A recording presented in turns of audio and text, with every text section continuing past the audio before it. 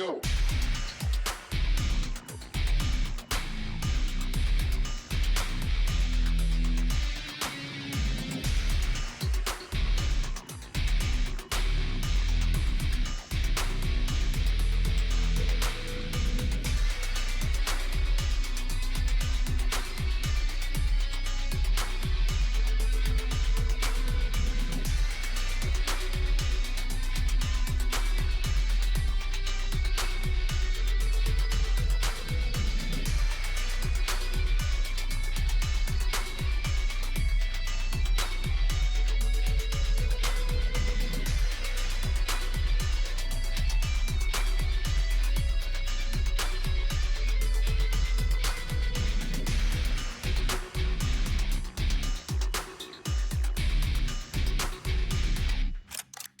Reload.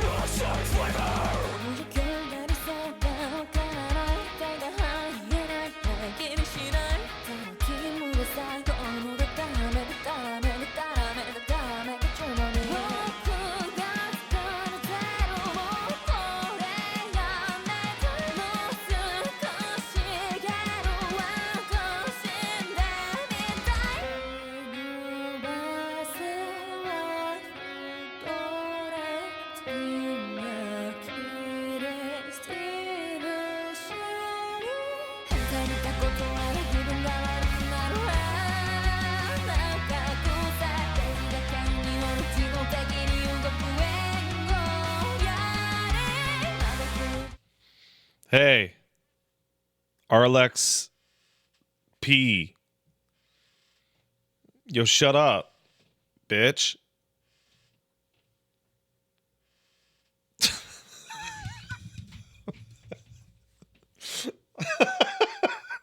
How about that? Also, this is a late as fuck stream. This is at 10 p.m. Pacific. That is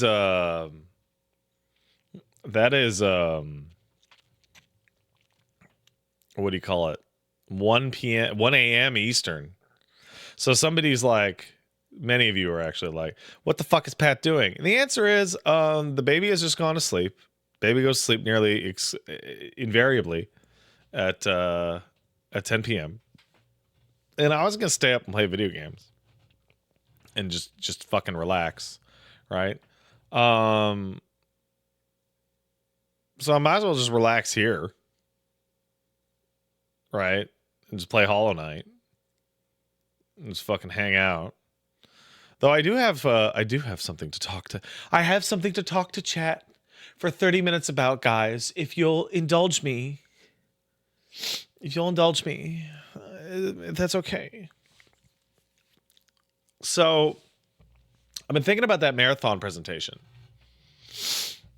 And people were like, they felt that I was like fairly negative or medium.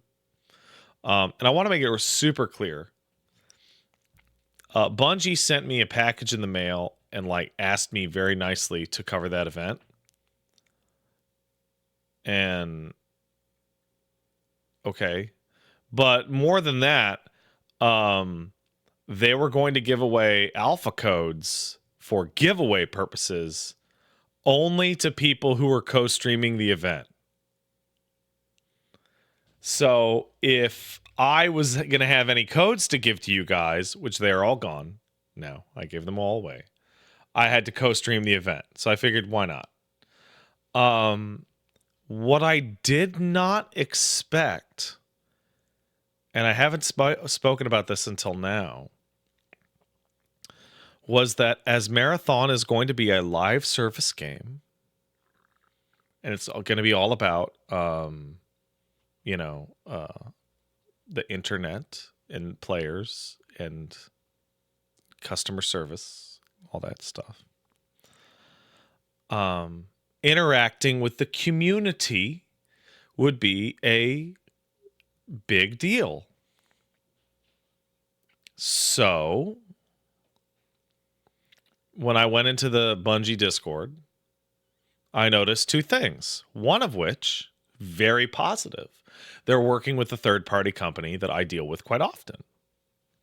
That does sponsorships and code distribution and stuff like that. Right? I'm like, But then I saw that their process for sending the giveaway codes was some guy who worked at Bungie was responsible for checking whether or not every single person in that Discord was streaming the event and then sending the codes out. Which resulted in, obviously, the event ending with most people not having received their codes. And then they emailed the codes out, and the codes are, when you can tell something got copy pasted out of a Word document because it has the line, like it has like the boxes and formatting. And I got an email that was like, sorry about the delay, and was like the Excel table posted into Gmail like hours later. And then some of those codes didn't work. Although I think they're fixed now. And I want to be so clear, I didn't sign anything. So I can freely talk about this.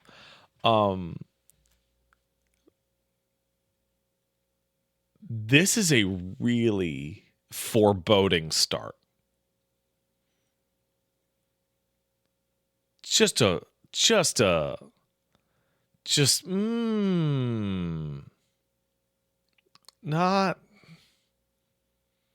Not you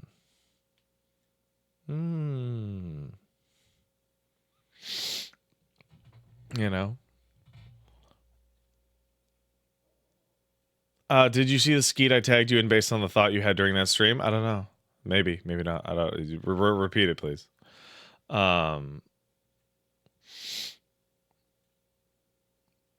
There's a thread on the Best Friends Reddit right now. I'd like to talk about it because I think it's really interesting.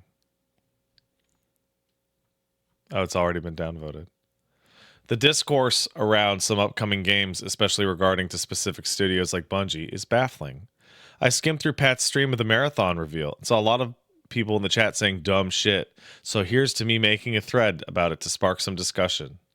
Nuance is dead, and its corpse is being kicked around full force by Rage Farming Machine, and it's weird as fuck. Concord 2 needs to be free, DOA. God, did you people forget that Marvel Rivals, a smash hit runway success, was met with the same responses before it came out? No, it wasn't. Mm-mm. No, it wasn't. It was not. Every single person in the world was like, that game's going to blow up and be super hot. And also, it is free. It is. So those people, if they did say it, were right. I'm not going to sit here and claim that Marathon looks perfect, but I've been a Bungie fan since 2001, and there's this weird energy every time Bungie especially gets brought up. Yeah, because people played their games in the back and then they played their games later, and the games they made later were not as good as the games they made back then. Some of it is as weird as me walking into a Pillars of Eternity forum and being like, this looks cool, but it's a shame it's not a MOBA. Actually, it would be more like walking into Avowed and saying it's a shame this isn't a classic CRPG, which is a huge proportion of all the forum posts on the Avowed thing. Because that's what that audience want. I even see people bringing up Destiny as a dead game with a constantly angry player base that hates it. Like I can't call to the API right now and see that 500,000 people are playing every day. No one calls Dota 2 a dead game, and that game gets less than half that number daily. Destiny is on consoles as well, but Dota runs on toasters. So, the Destiny audience is kind of constantly angry. It is one of the most complaining audiences I've ever seen in my life. And they're right to do it. And also, Dota 2 is not referenced as a dead game because it gets unprecedented support constantly. And it's free. Like, it's actually free. How's Anthem or The Division doing? They're like shit. Destiny's been the only reasonable, successful entry in its genre since 2014. That's true. And for some reason, it's been a lightning rod for Metric's shitload of arguments, both in good and bad faith. I mean, shit, there are people that were mad in 2014 that Crota's End had story significance because that meant they had to play a raid. God forbid they tie story into gameplay, the thing that half the people who don't touch the games they complain about wanted. I mean, other MMOs have stories in their raids. They just also make a version that's normal. FF14. I don't know. Maybe I'm crazy here, but it seems like half the comments I see about this stuff are completely disingenuous, and they strike me as a bunch of people wanting to fit in and hate on the new cool thing to hate on. I think the thing that baffles me the most is the people who clearly only watched Mandalore's videos on the trilogy coming out of the woodwork to pretend that Marathon was an influential and groundbreaking step in the progression of narrative in video games and not some esoteric text box messaging game that was unplayed because it was only on Mac in the 90s. Bro, they ain't Half-Life. Nobody played Marathon. You're just making shit up.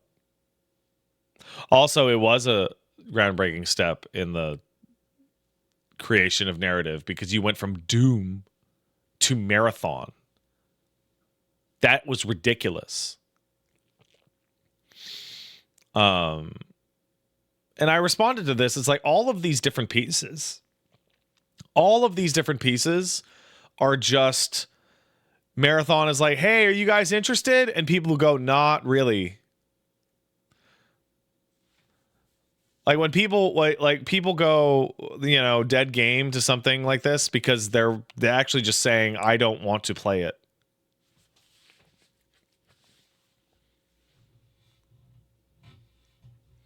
Did I ask for the skeet? Maybe. The whites are at it again. Hell yeah. That's amazing. But yeah. So I fully expect Marathon is going to release this September. On the same day as Borderlands 4 and get completely smashed to bits by Borderlands 4, but be relatively successful. And then be the source of endless complaining about everything about the game other than its gameplay. And have it a deeply unsatisfying live service model.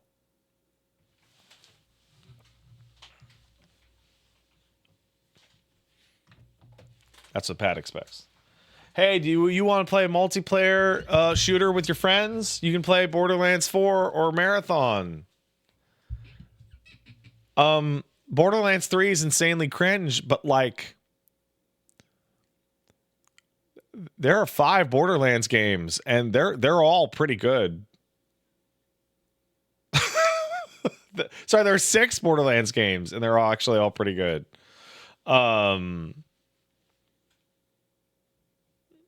So, you know.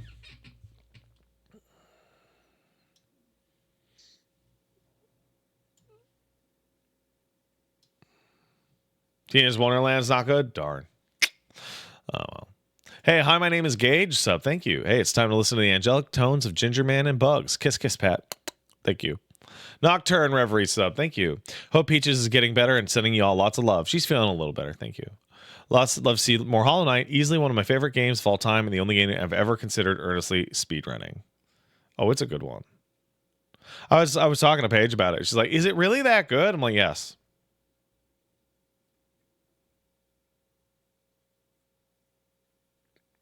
She's like, really? I'm like, yeah. Yeah, it is.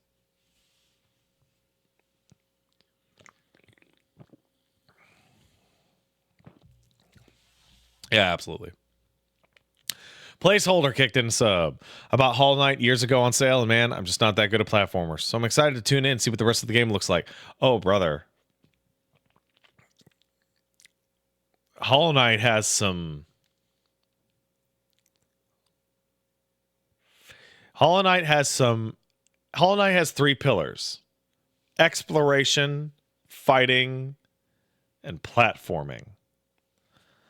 Each of those has a final boss. And the final boss for the platforming is so for real, man.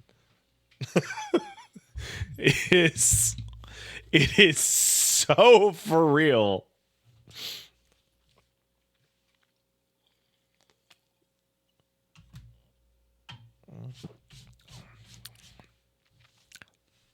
Mongerific kicked in a sub say, oh, hi, Pat. Hey, man. Kai9 kicked in $5. So the PS5 has a decent install base, but this price bump feels like a PlayStation is looking down the barrel of a math problem with both hardware and game costs climbing in an unsustainable way. Doubly for Xbox. Switch 2's on the cusp for it. So I don't have any inside information. If I did have inside information, I wouldn't give you this prelude. I'd just talk and be like, oh, I wonder. I don't have any inside information. I think that the Nintendo Switch 2 is going to be the last new console you see for a while.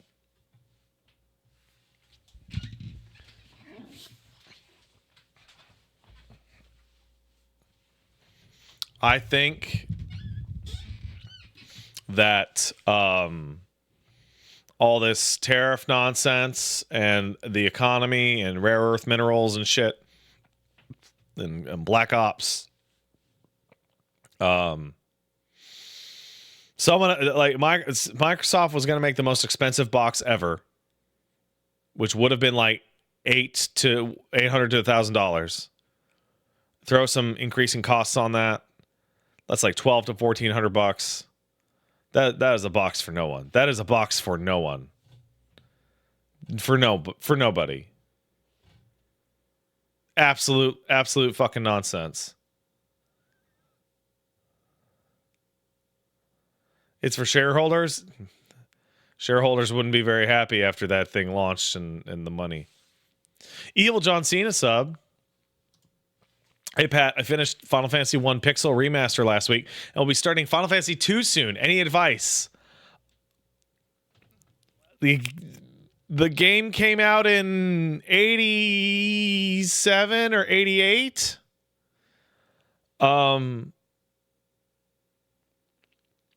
It's a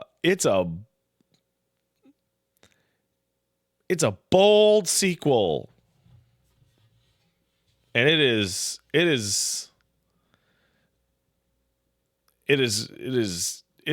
going to try new things. So keep that in mind.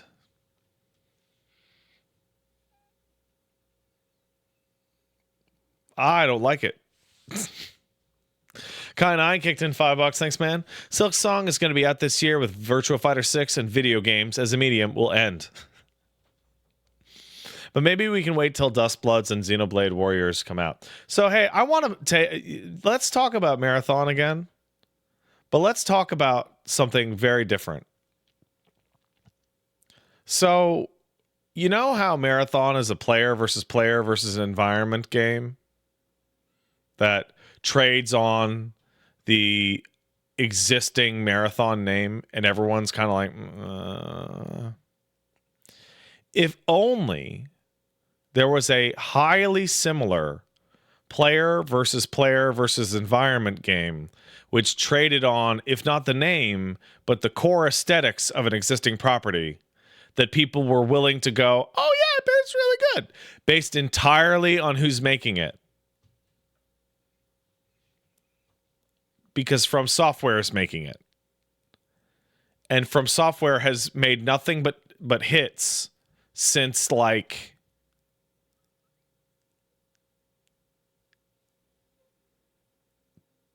2007. Like, when did Demon's Souls come out? 9 since 2009. So 16 years of nothing but sick bangers, including Elden Ring, the sickest banger of all.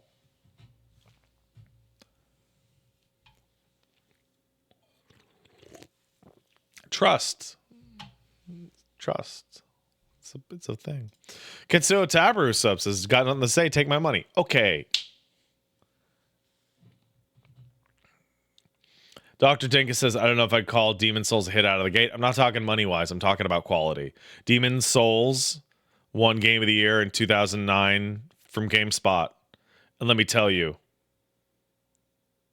people were mad about that. They're like, what the fuck is this dumb bullshit winning a Game of the Year? Oh, did GameSpot fucking read the room on that? Holy shit.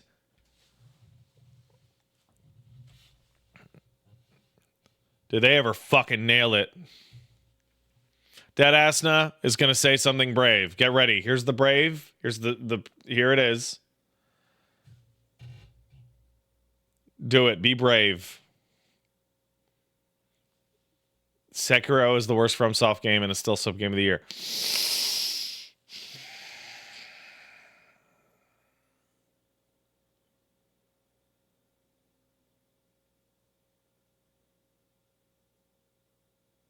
I disagree. But I disagree much less strongly than you would think. I think vanilla Dark Souls 2 is worse than Sekiro. But if you're going from the bottom up, I think it goes Dark Souls 2, Sekiro. Then Dark Souls 3. Then Demon's Souls. Then Dark Souls. Then Elden Ring. What about Scholar? Oh, I forgot about Armored Core. Put Armored Core after Dark Souls 3, but before Demon's Souls. Forgot Bloodborne? Fuck. Wow, just nothing but fucking bangers. Yeah, hey, the worst game we released in 16 years. A classic that people are obsessed with every day.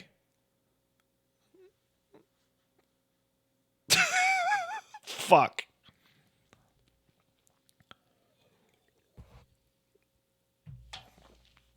Winged 7 sub. Good all, iPad. With these late night streams, I can finally catch them again as they are early afternoon down under. That's great, buddy. Square off against Kangaroo for me. And Lorcan's Left Nut kicked in a sub. Thanks, Lorcan. Appreciate it. All right. You guys want to fucking chill and have some good vibes in Hallownest? Otacon, hold on a second. Otacon, oh fuck you. I got your ass, Otacon. Otacon, by the way, I want you to know that I like your posts and I like that you're here. I'm typing your name into Google. That's stupid. But since Future City 10 doesn't come around nearly as often, you have definitely usurped his role as guy with the most consistently bad opinions. And that holds a special place in the stream. Okay, that's important.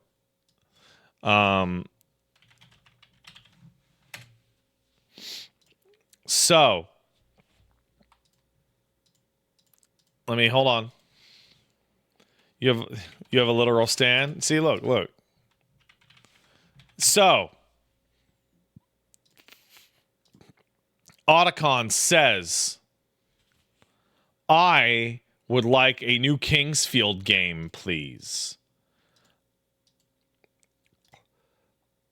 Is what Otacon says. Well, guess what?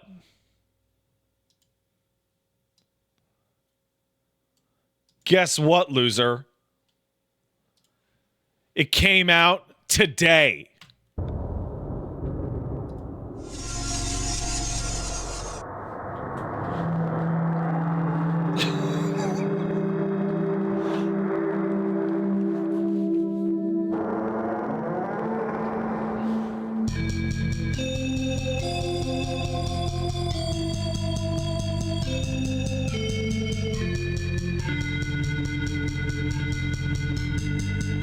This is made in the Kingsfield 2000 engine.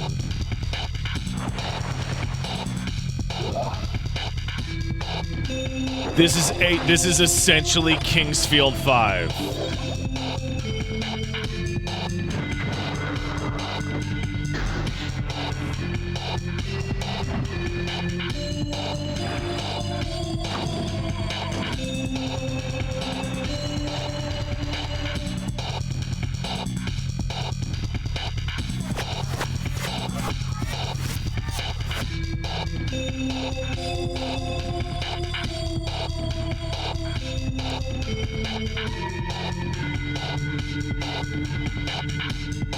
Hey, look at that. You recognize that shit.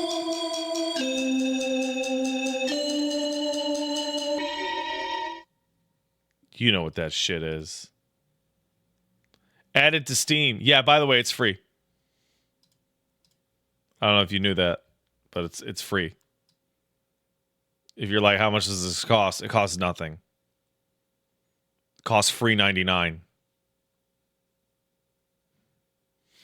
That's right. Suck my dick. It's free.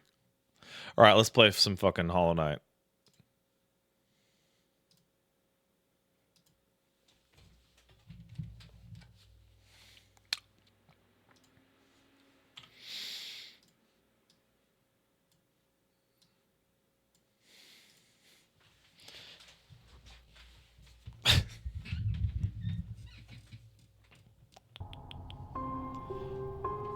Let's fucking do it.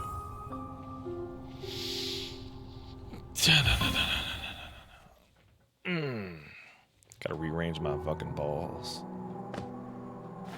All right. So while we were gone, I bought the Stalwart Shell.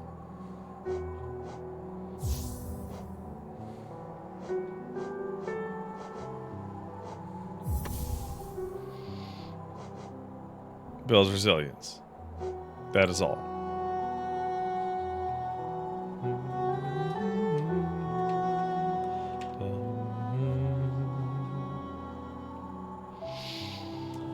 How do I feel when I went into Deep Nest the first time? So I can't quite remember. But I'm fairly certain you can go back and look. And I'm pretty sure people were who can have recorded it. And I was like, fuck! I think that's what it was. Because especially when you realize you can't get out easily. And I was like, fuck! It was like that. I need to check something. Good.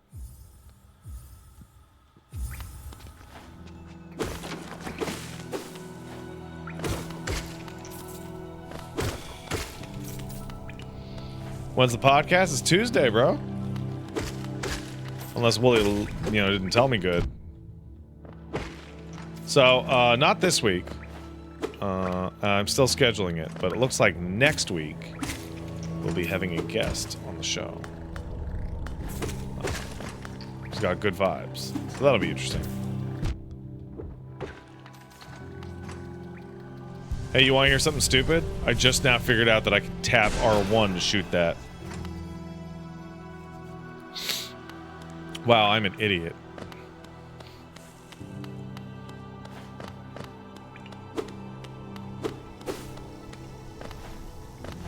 I'm excited to talk to Wooly about the DMC anime.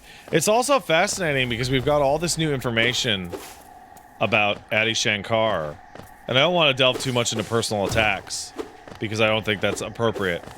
But I do appreciate that all the new information that I have received about Adi Shankar has confirmed to me that he sucks in the exact way that I thought he sucked and guessed based off of the show.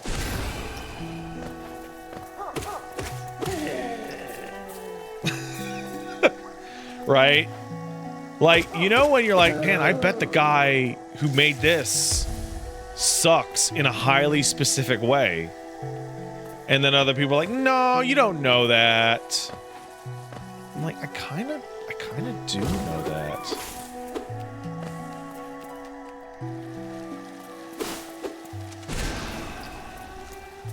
I do. I think I do know that. Guys, the vibes in this fucking game are so good. I think one of the other things they're doing for Silksong, by the way, is that Hollow Knight got a year of post-patch content, right? They're probably working on Silksong in a way to just include all of that, right? And just be like, it's done. The only thing that's coming is bug fixes if we find them.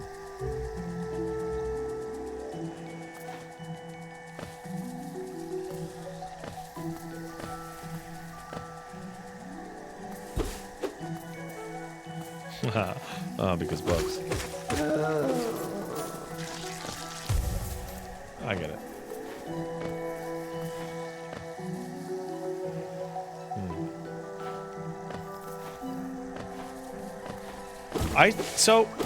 Team Cherry's 3 people. Did one of them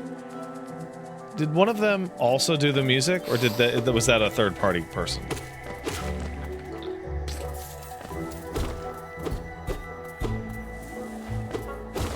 Because, like, every part of this game's production is immaculate.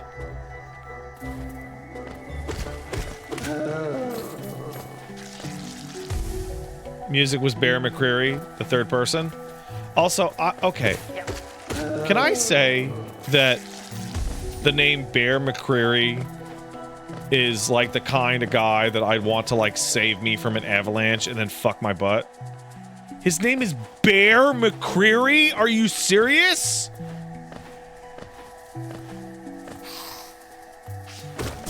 And he's Australian? Come on.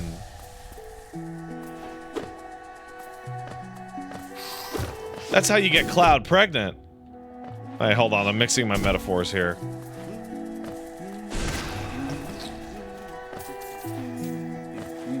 Sorry, the actual composer is Christopher Larkin. Oh, well.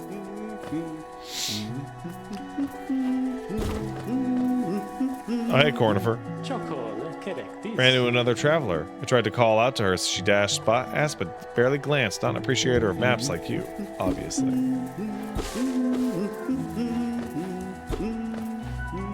Huh. I can't... Is there... Huh. Interesting. Can I... Yes, I can.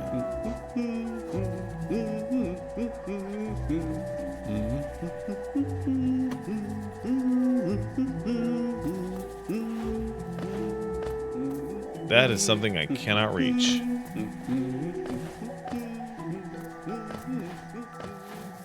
You know, a lot of you guys might not know this, but did you know that Hollow Knight was the Metroidvania that started the trend of getting the double jump last?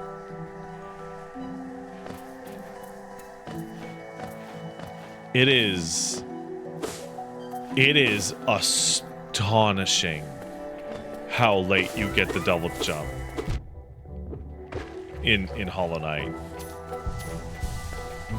It is. It's like bordering on like unbelievable.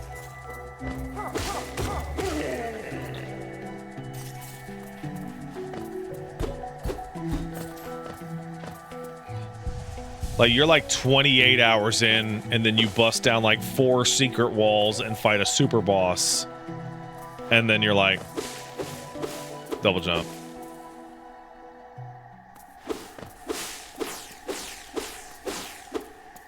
Right, that guy.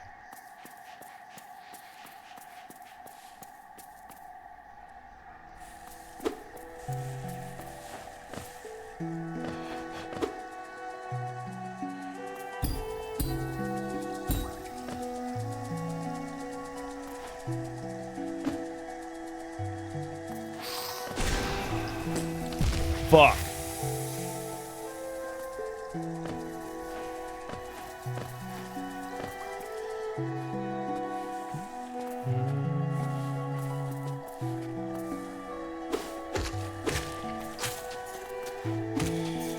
I think not having the double jump is a genius move. Sorry, because very simply, it forces you to get good at the real game mechanic, the pogo.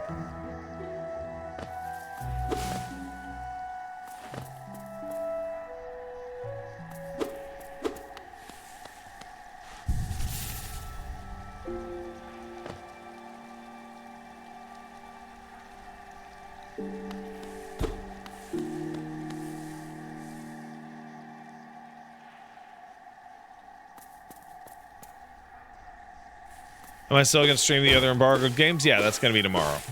But since this is a highly late night stream, you know, I figured that maybe I should do the Hollow Knight.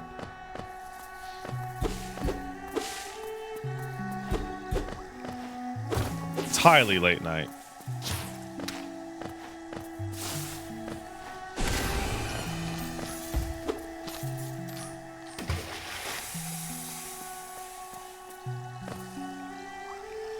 That's gonna keep going. Did I do the mid to late early boss? Yeah, I tried.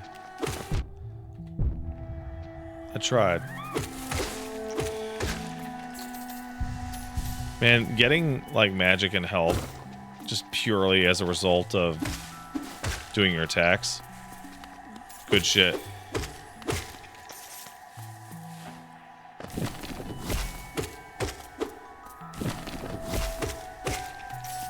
It's good shit, guys.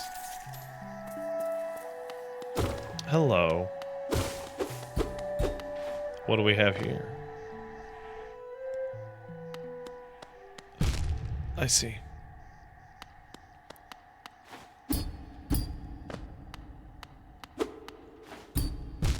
Okay.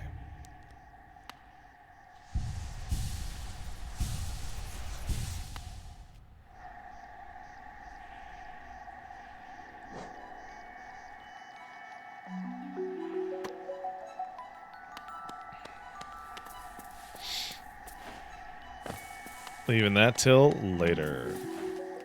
I also think that this is maybe the first Metroidvania that allowed you to put pins on the map.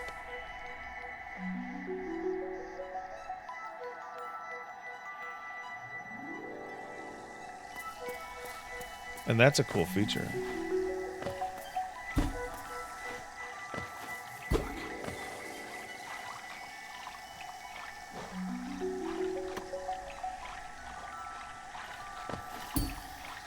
Oh, interesting.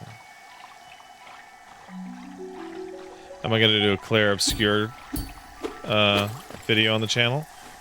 Yes, I am. Time to go back.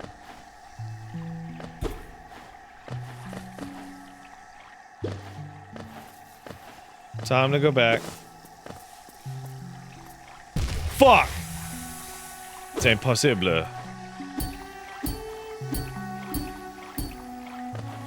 They really want you to get good at that shit, guys. You know why? Because it rules. It's like the fundamental foundation for the entire game is that pogo. This game has sometimes too much content. I'm thinking of maybe taking a run at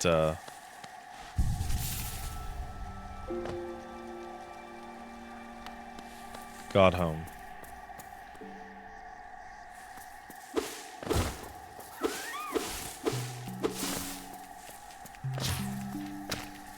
Now I'm gonna tell you right now. I think Hornet could take the Pure Vessel.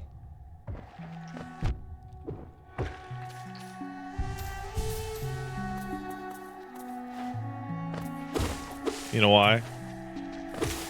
Because Hornet is the main character of the hit game Silk Song.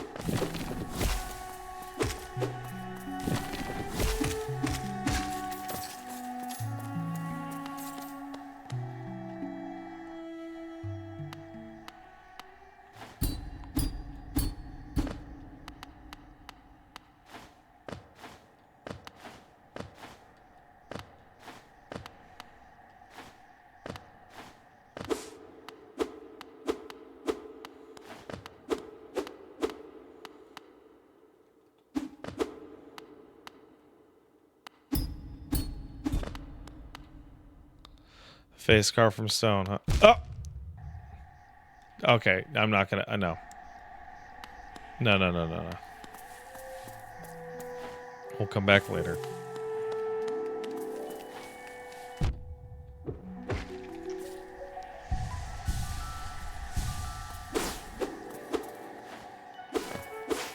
We'll come back later.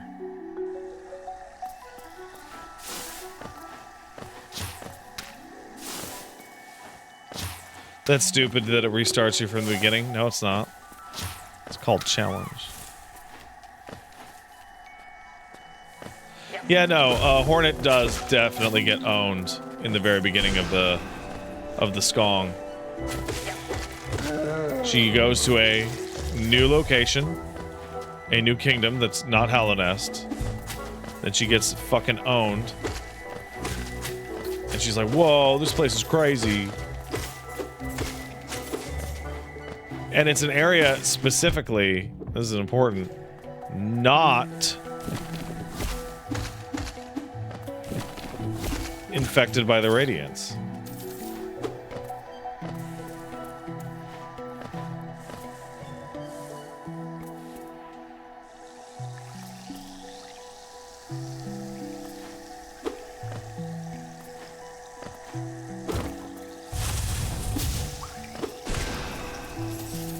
So,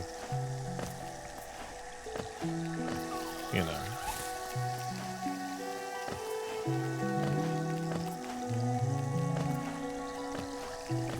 Oh, it's definitely a sequel.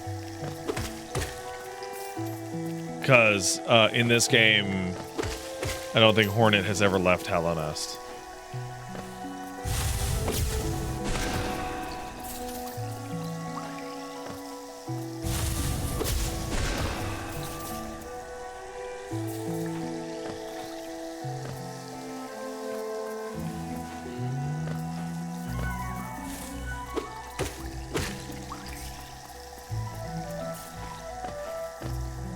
Now that goes right, but I can't do it. But why? I forget. Fuck. Good job, Pat. Ah. Of course. This shit. This shit that I'm going... Ah, I can't.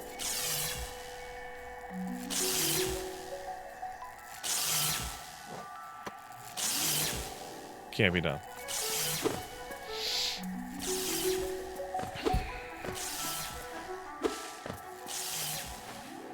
Wait a second. Oh, it can be done.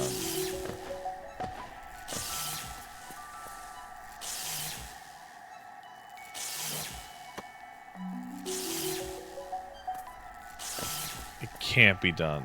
Wait. Let's find out.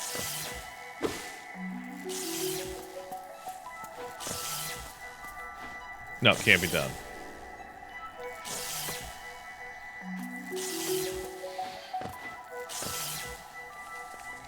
Definitely needs the dash. Yeah, I don't have much of anything.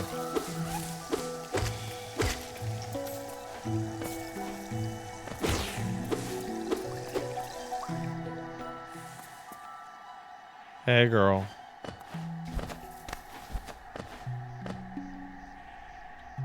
Where that female going?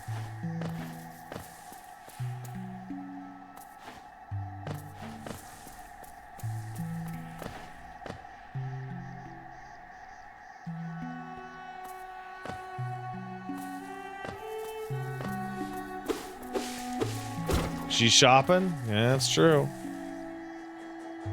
They be shopping.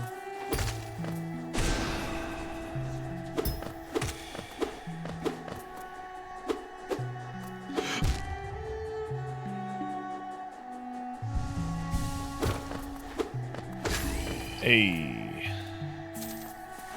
But now I can't get over there. Darn.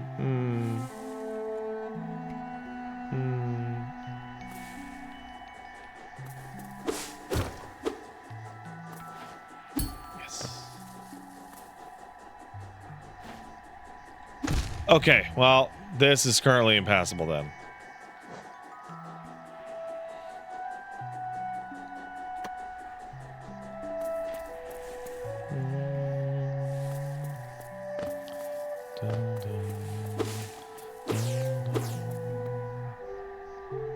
From moss and leaf our life is drawn, while it grows upon the path, we shall never wilt. I never realized that these vines are infected with the radiance. Cool detail.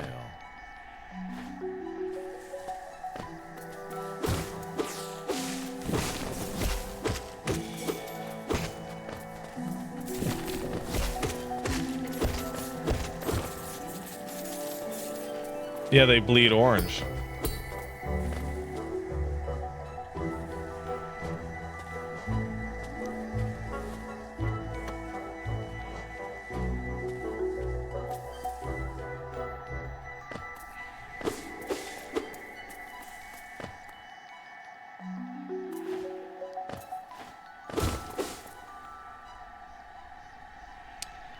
I feel like I'm jinxing this, says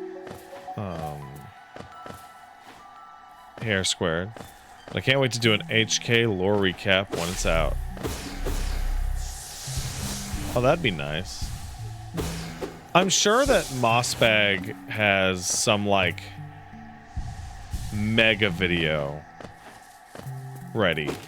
Just waiting. Called The Complete History of Hollow Knight.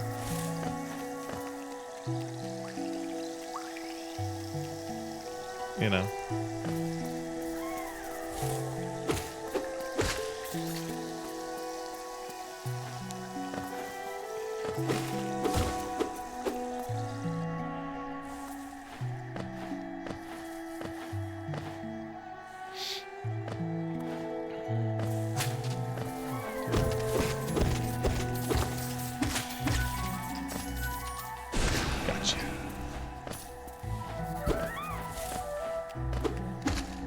God, the controls in this are just so fucking peak.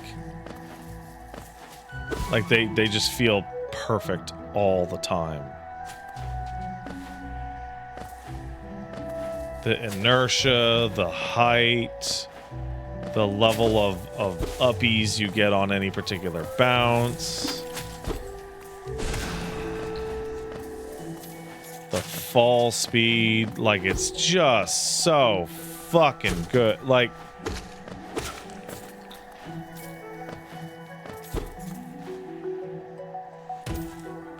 on a scale of 1 to 10, how deep does Hollow Knight lore go? So people say that, like, it's got a lot. I found the actual in-game narrative to be extremely sparse, even by Dark Souls standards of sparsity. Like, extremely sparse.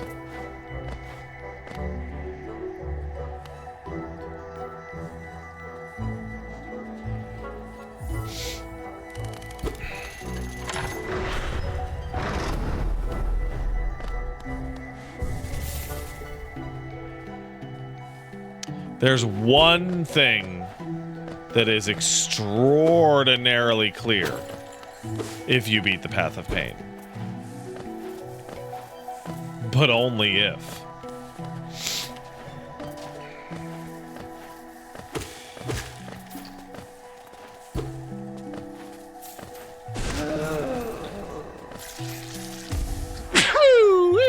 Chewy. Pardon me, everyone.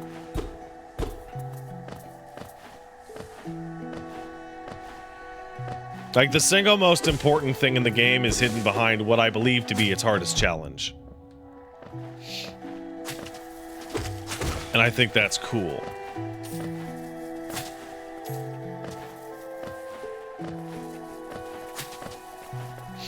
Someone says, the Path of Pain is way more manageable than beating the Pantheon. So I have not beaten the Pantheon. But I would hazard a guess. Now, this is a guess, gentlemen, that there are way more people that are sick as fuck at fighting 2D bosses than there are platforming their fucking shit off.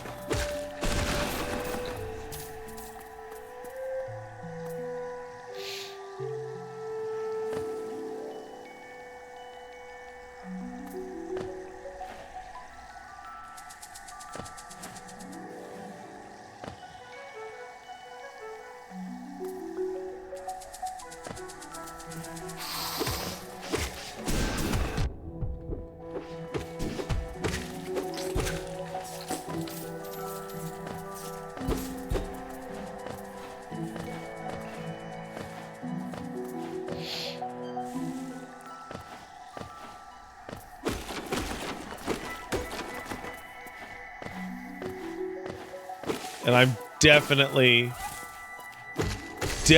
not saying this. Oh, I'm a fucking idiot. Oh, no, I'm not. I'm definitely not saying this just so I can be like, well, I beat the fucking hardest thing. Definitely not.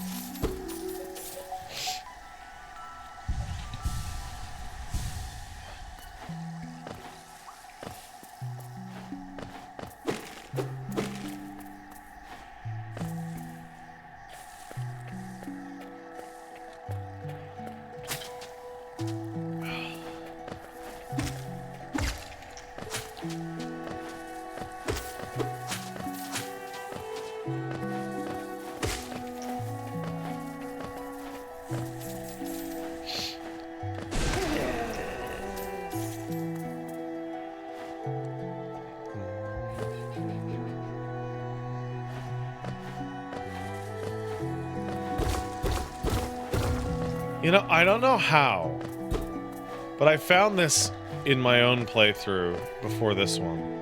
The greater mind once dreamed of leaf and cast these caverns so. In every bush and every vine, the mind of Und reveals itself to us. this game just has like really, really excellent, like, feel good, like, spots for hidden walls. I don't know, like, wait, was my favorite secret in the game? Did I not get that?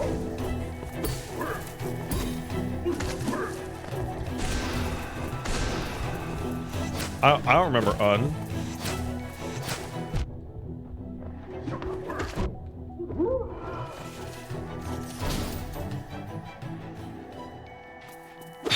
What is that? What is as a secret? Lets you summon acid? Oh, then I did definitely get that. I got every single charm by the end. The only thing I didn't do is beat the troop. I didn't beat Godhome.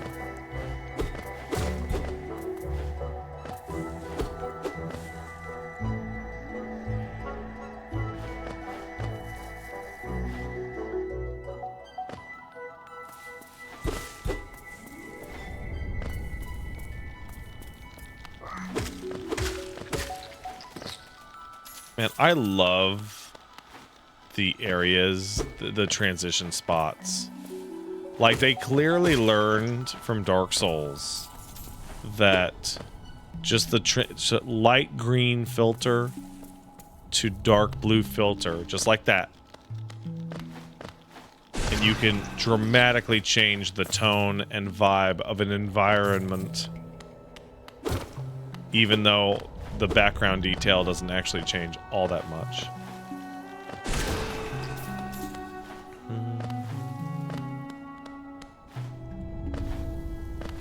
Now I'm going back into Green Path, bitch.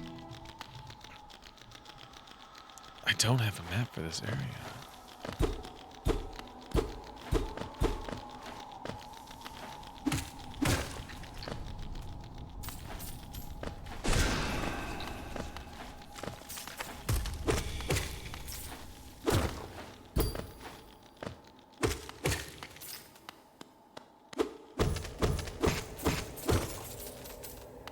I'm exploring, guys.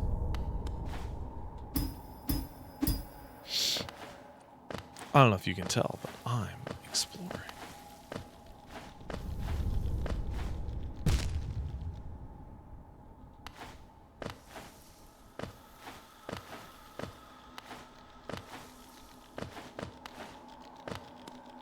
And I am fucking stuck. All right. The art guy from the old anime said that the old anime OVA said that the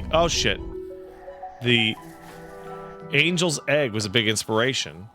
The Ringed City for Dark Souls 3 was also based on the Angel's Egg. Great minds think alike, bro.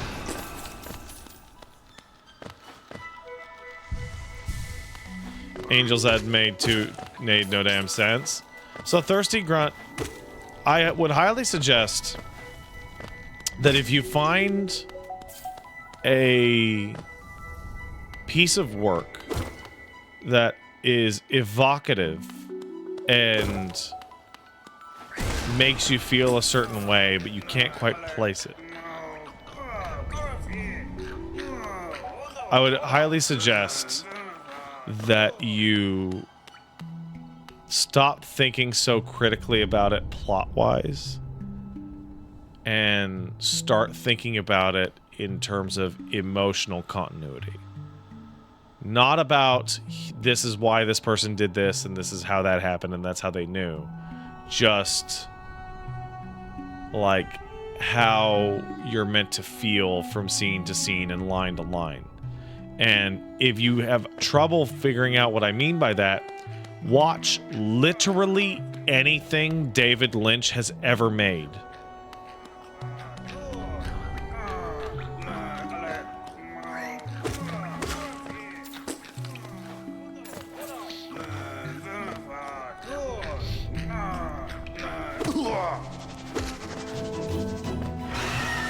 Oh shit.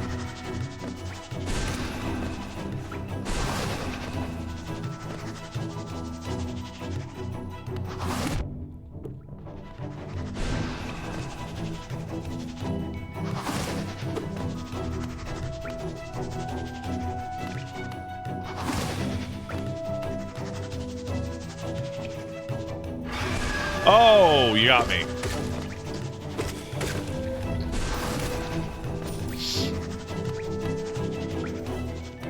Bafanada. Rafa, you do need to go back to doing art. Art is a fundamental form of human self-expression, and it's good for you to do art, regardless of its quality. Something I've only started to recently learn.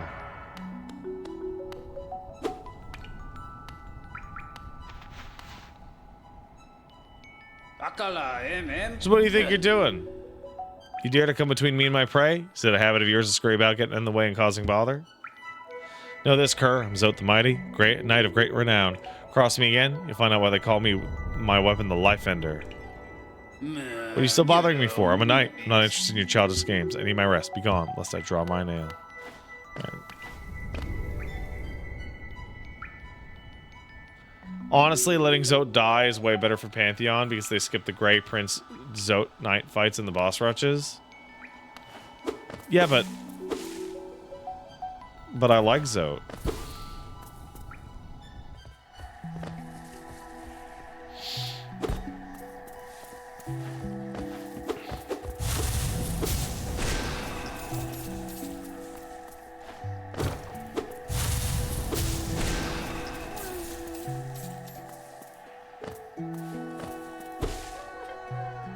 The green children walked from the dream into these lands. Here we now shall wait patient for the call to return. I hear a grubmo. Where my grubmos at? I like how they portrayed this guy as a boss originally. And now it's like, nah man, he's just a bitch.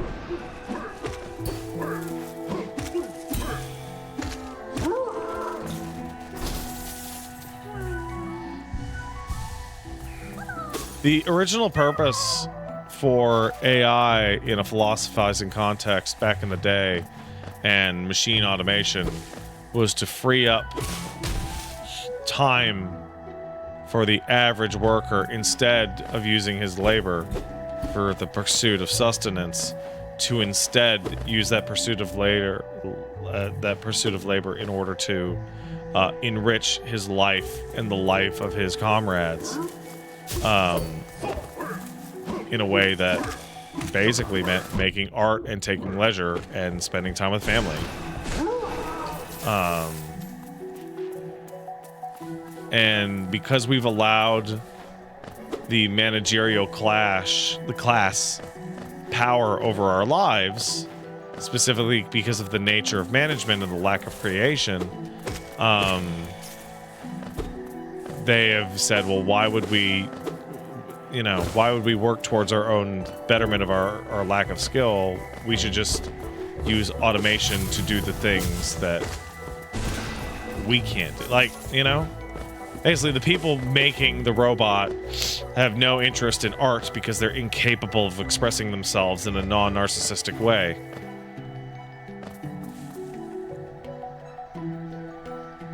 Pardon me.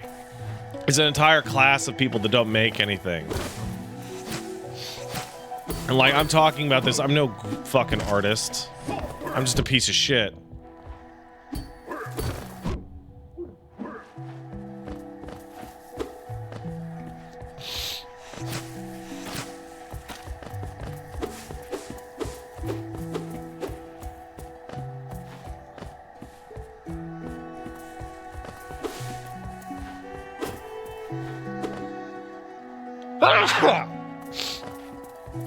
What would I say my favorite games are based on vibes alone?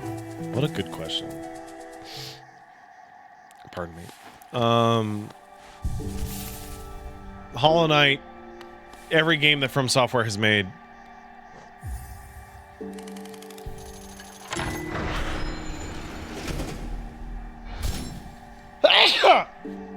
Every good horror game that has ever been made.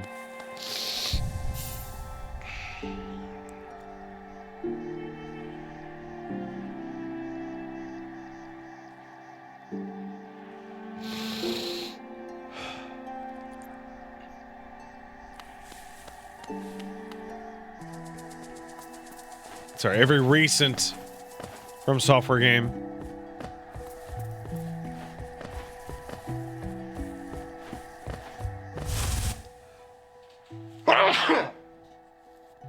Pardon me, guys.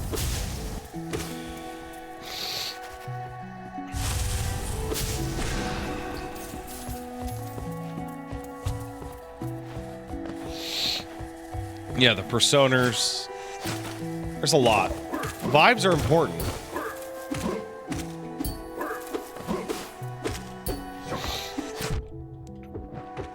Vibes are about as important for your leisure as they are on a date or when meeting one of your kids' friends.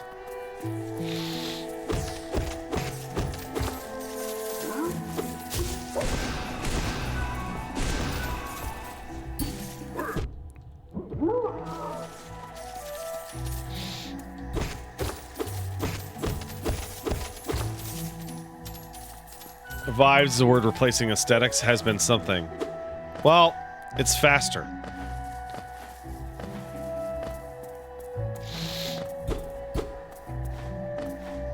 Also, vibe does not necessarily mean aesthetic.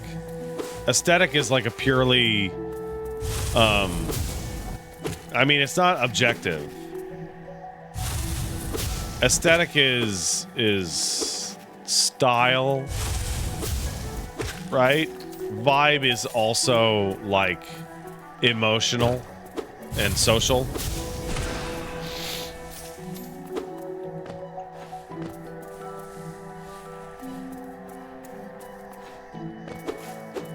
Yeah, aesthetic's kind of cold. Not to be confused with aesthetic or ascetic.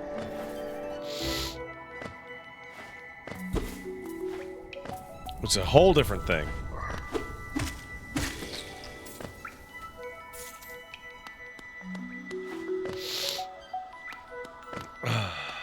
Can you explain what you love about Hollow Knight so much as opposed to other Metroidvanias? So,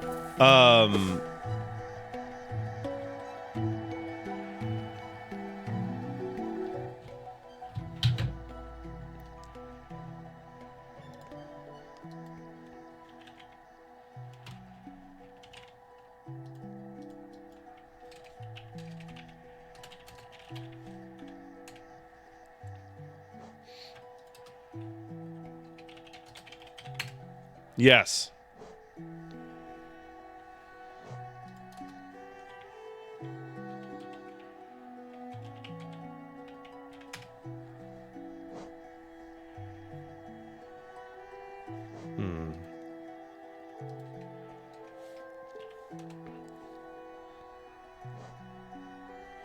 Yes.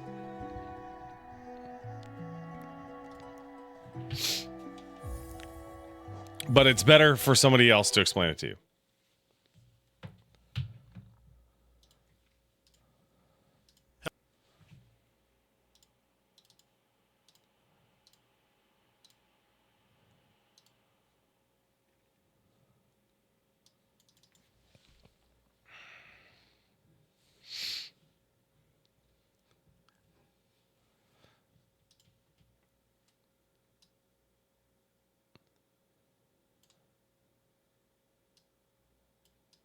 What's with all the video resolutions on these fucking videos being fucked up today?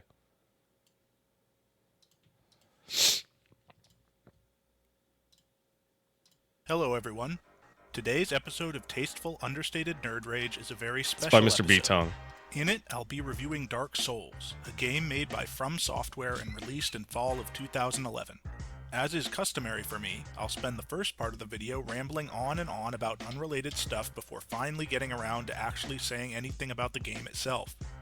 But before I do that, I'm going to take a short break to have an existential crisis about the following question. So everything he says here about Dark Souls applies ideally to Hollow Knight. What is the point of video games? Why do we even need them? Why not read a book or watch a movie or listen to music? Why am I not making a video about Moby Dick right now, or Beethoven's Ninth Symphony, or Citizen Kane or something? As we all know, video games are silly, shallow things that only nerds like. Oh Why even no! bother? I can answer that question with a single word. Gesamtkunstwerk. So now that that's cleared up, let's talk about Dark Souls. You begin the game by waking up in a cell in a mysterious asylum. You know, now that I think about it, maybe I should go back and explain what this word means and why it's important. It was used most famously by Richard Wagner. Wagner was an opera composer and amateur anti-Semite who lived and worked in 19th century Germany. He may have been wrong about the Jews, but he was right about opera. He said that opera was not only about the music, but also about the sets, the costumes, the story, the performances, and everything that went into its production. All of these things together combined to form the Gesamtkunstwerk, or total work of art. If all of the components that make up the opera work in harmony with each other, the end result will be more than the sum of its parts, and removing or replacing any of these parts will diminish the whole. For an example of how this works in a game, let's look at one of the most iconic video games of all time, Super Mario Bros. The plot of Super Mario Bros. Is wall-to-wall silliness. You play as a plumber who's trying to rescue a princess from a spiky turtle monster. Everything you see is colorful, bizarre, and whimsical. This atmosphere is reinforced by the primary gameplay mechanic, jumping. The bulk of Mario's time is spent jumping on things, jumping off of things, or jumping between things. All of this jumping is satisfying and fun. It creates the impression of escaping from the boundaries of reality while simultaneously being tethered to them, an impression reinforced by the absurd but internally consistent logic of the game world. In a world like this, of course eating a mushroom would make you twice as big. Of course eating a flower would make you able to throw fireballs. Everything you see, hear, and do in the game adds up to a cohesive whole, and the only way to experience this whole is to play it.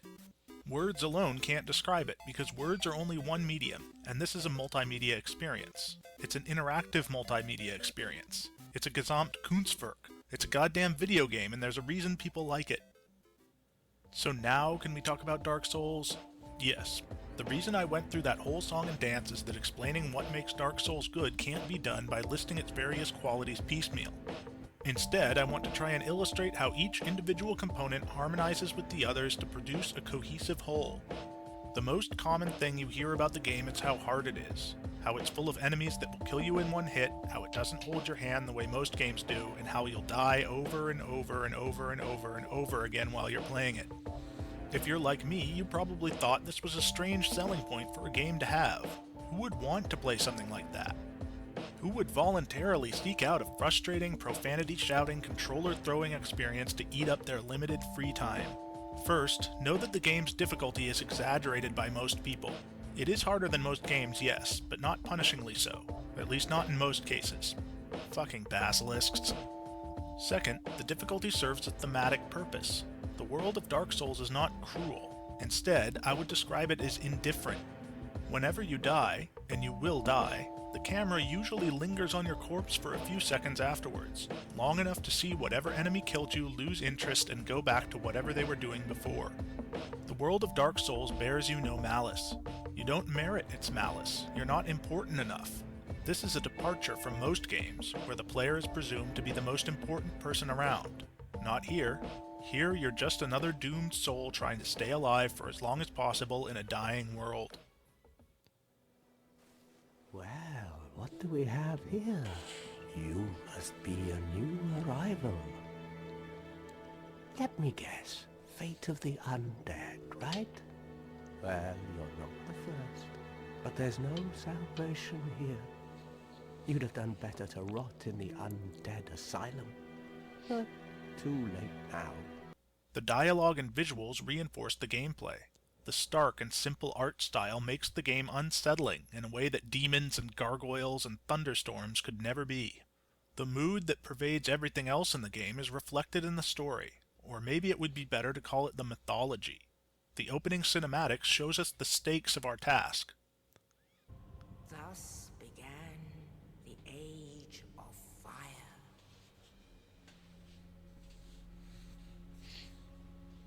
But soon the flames will fade, and only dark will remain.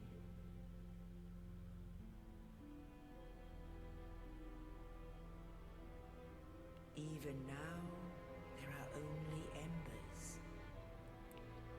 And man sees not light, but only endless nights. And amongst the living are seen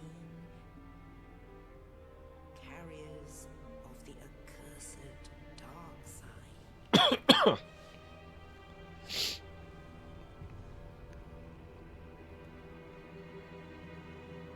The fires of the world are going out, and this matters because they're the game's only safe place.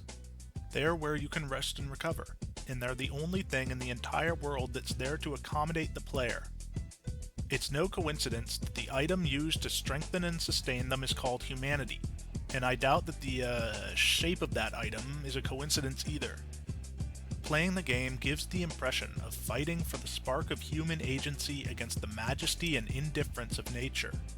And every element in it, from presentation to story to gameplay, serves to reinforce that impression. This is very rare. There are lots of games with great stories, stories which would probably work as well or nearly as well if you swapped out one gameplay style for another. And there are lots of games with great visuals and gameplay, which would probably work as well or nearly as well if you swapped out their story with another one. But it's rare to have everything in a game work towards one unified purpose. In fact, if you remove Mario and Zelda and their sequels and other games that use their templates, I've only ever played 5. Eco, Shadow of the Colossus, Portal and Portal 2, and Dark Souls. And Hollow Games Knight. where removing or adjusting any of their individual elements would result in a diminishment of the whole. This isn't to say that these are the 5 best games ever made, or that games that don't fit into this category are somehow deficient. My intent here is not to rank things according to or quality, but to Pathologic, explore the unique or Outer possibilities of Wilds. the medium. It's the final element in this equation, gameplay, that's the trickiest. Thanks to movies, we have more than a century of accumulated know-how when it comes to combining audio, visual, and story elements. But combining gameplay into this adds a whole new dimension, and as a craft, it's still relatively young, which makes it that much more impressive when someone pulls it off.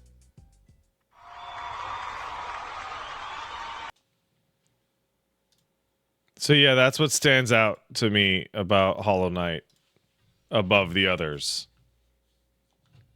All its component parts perfectly work together. Its music, its hand-drawn visuals, its momentum, its overall tone, its sparse but present story. It all just works together. Also, pogo stick. Pogo jumping feels really good.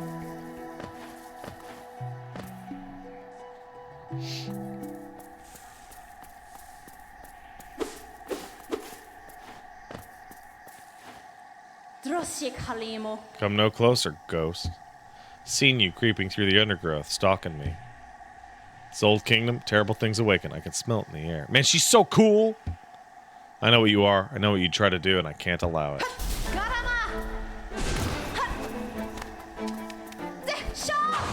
Shaw!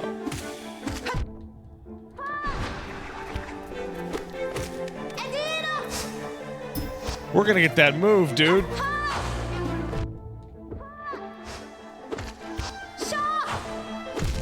No. No.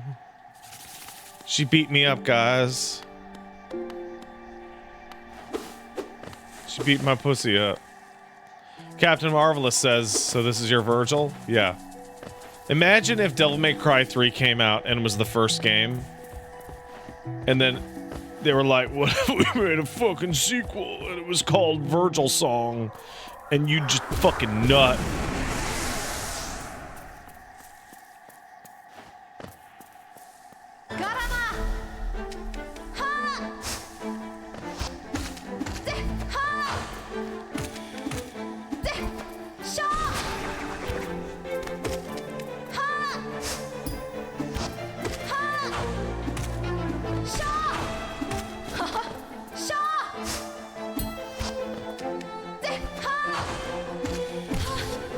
Aha!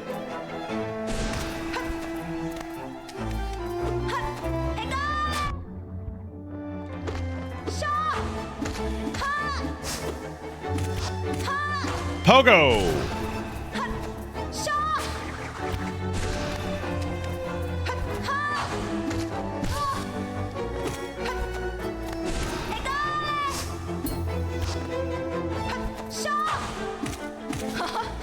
Pogo that female! Come on!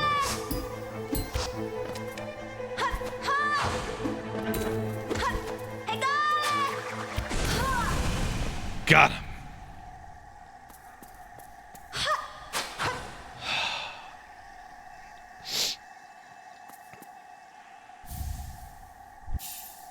Yes!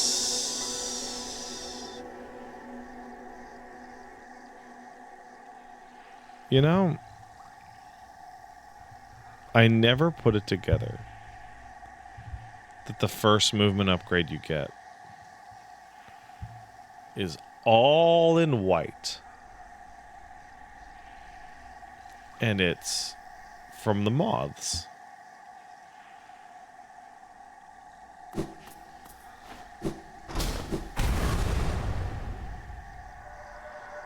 Would it seek to break the seals?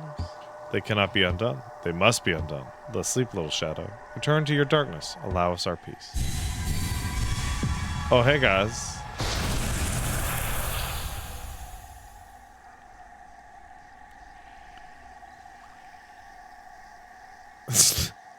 Maritime Spanker, you got a real mouth on you. It's the three shit asses. Why'd I pick it up from a vessel, though? Good question. Who knows?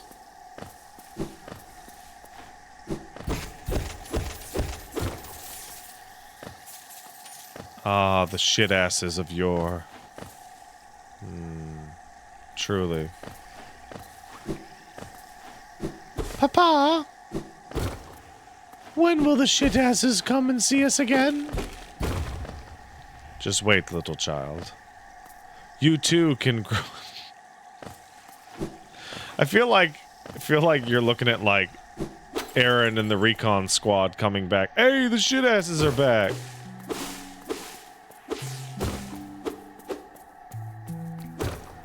They're back. Whoa.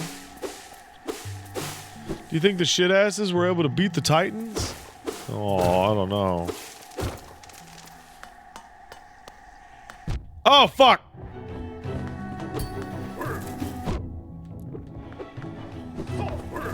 Oh, I'm dead.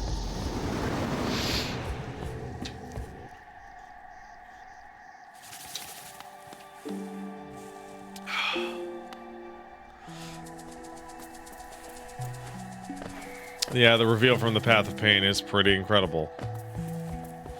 And it's also nothing.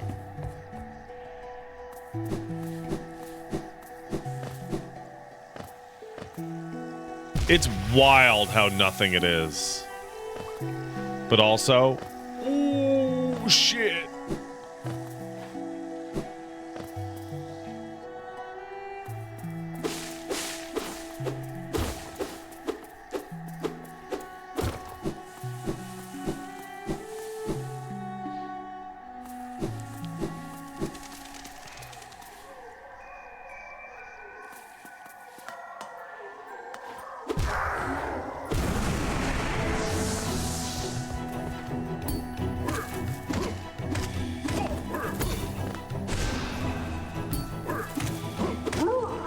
Bitch.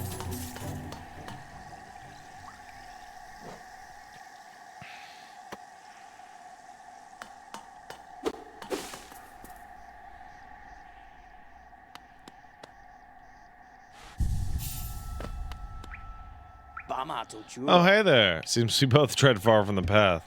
Hardly believe those dusty old highways led to such a lush and lively place. Buildings suggest some form of worship, though its idol has clearly long been forgotten. Doubles equally well for a moment's respite.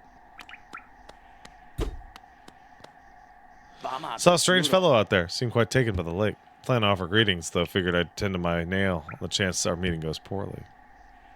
Your nail looks like a fine instrument, but it's showing signs of wear. Wager up there would take you far. Down here, however, suspect you'll soon meet dangers the surface world can't match.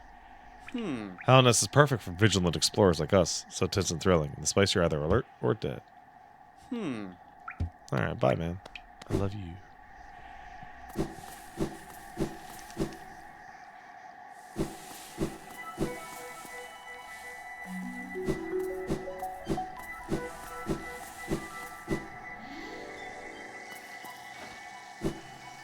Fuck.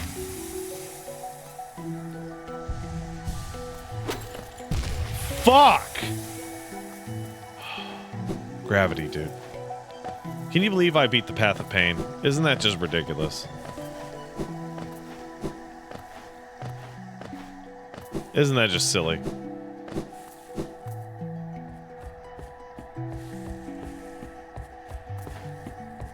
It is time to go north.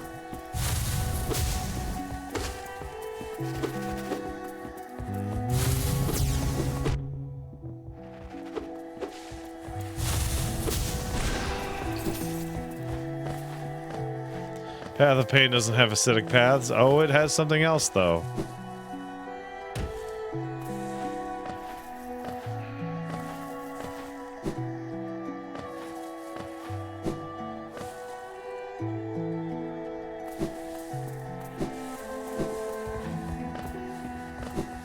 I was on some other shit with the Path of Pain. Yeah, I don't know what. I don't know how. I'm not usually that good.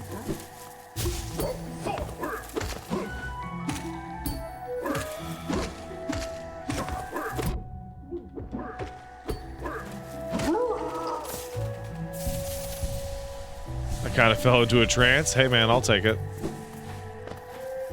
Trance me up.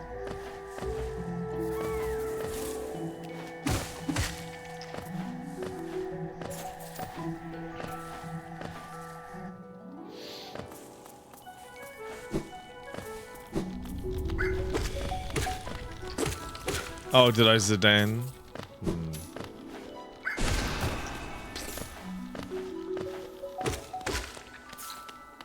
I remember taking this path. Not earlier. I mean... Well, yeah, earlier, but much earlier. Much back in the day. Ah! Back before I was with child.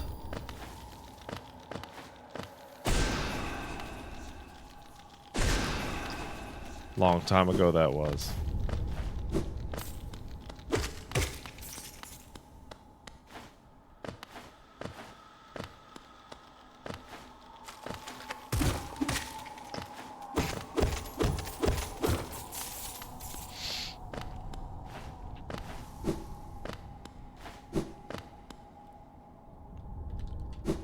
Oh, fuck. No, no, no, no. Not with child. Like, I had a child with me.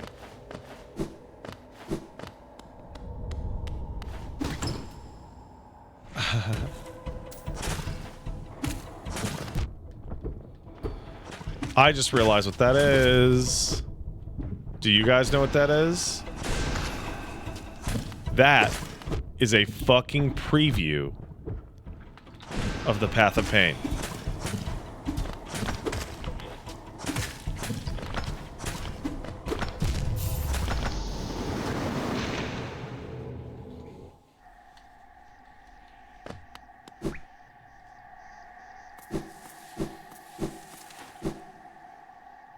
That is a preview of the final room in the Path of Pain.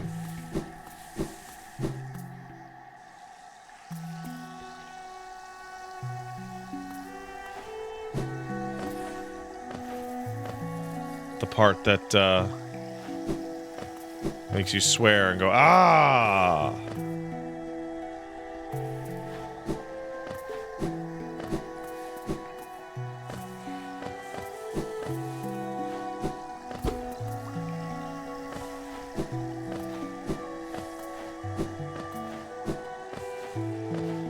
I remember getting to that part in the path and just screaming, ah! I screamed like that. crazy.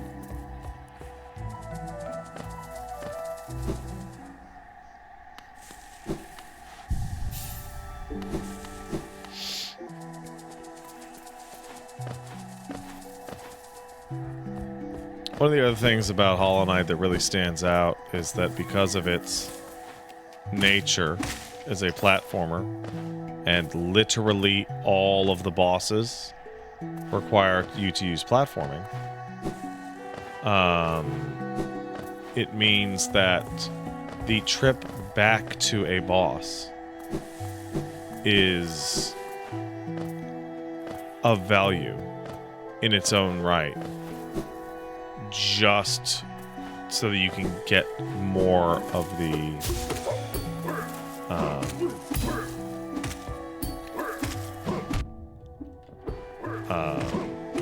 just so you can get more of the platforming under your belt. So like on the way I fought that guy and I said, hey, you know, I'm gonna pogo on him a little bit more, pogo his balls a little bit. This is only the second stream, to the person asking.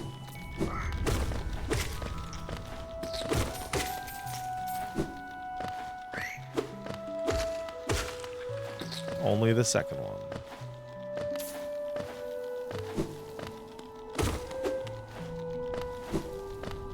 I am not morphing into a video essayist. How dare you?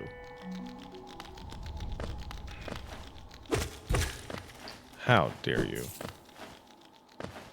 I cannot arrange my thoughts in a cohesive manner. Can't do it.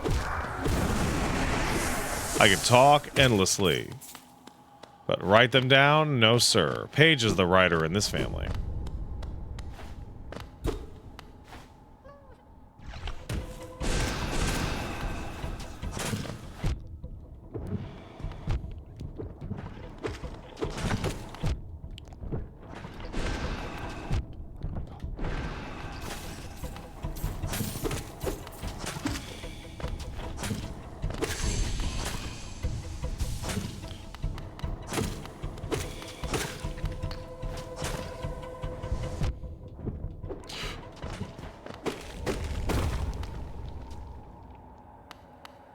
Okay.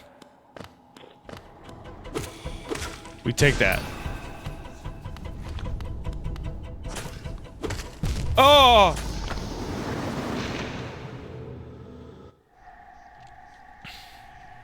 That's okay.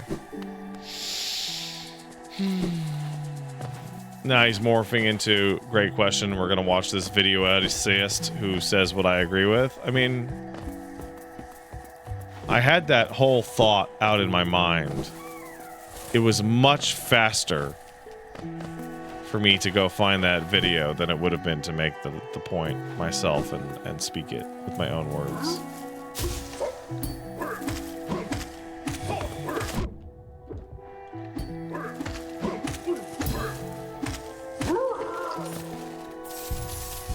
Chat's bitchy tonight? Oh, I mean, that's because, it's because the British and the Australians are awake. He didn't. I did. Pippity poppity.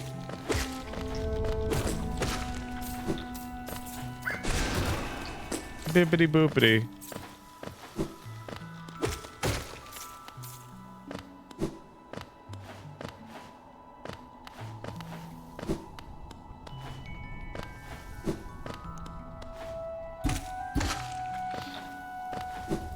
You guys see this shit? The Chinese, have you guys seen the fucking, like, yeah, you want to fuck on us, fuck you, response from Chinese warehouse manufacturers about the fucking, oh man, this is the fucking hottest tea ever.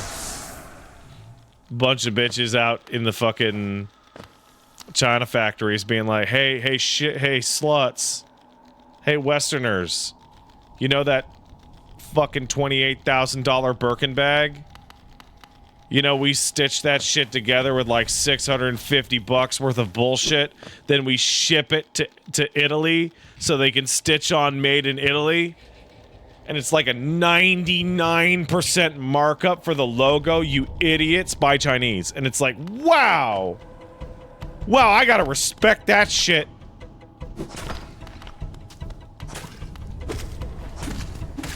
They are going for it.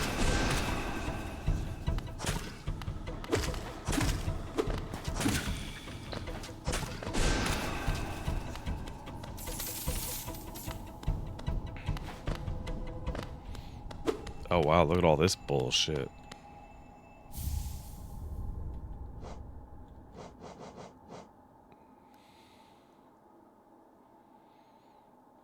Cool.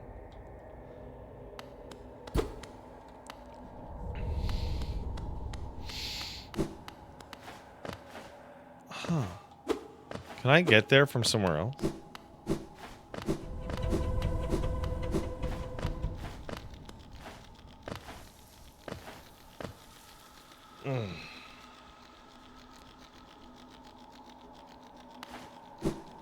I'd mark it on the map, but I can't. You know. Looks like that's it for me.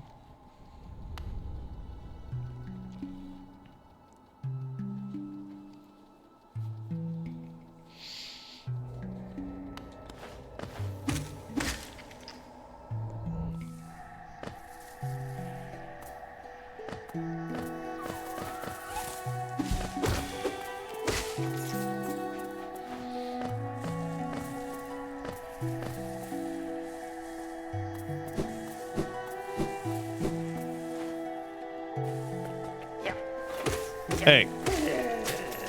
Fuck off. How about that, huh? Huh. What's that red shit that I put down there? I literally can't even remember it. Guess we're going back up.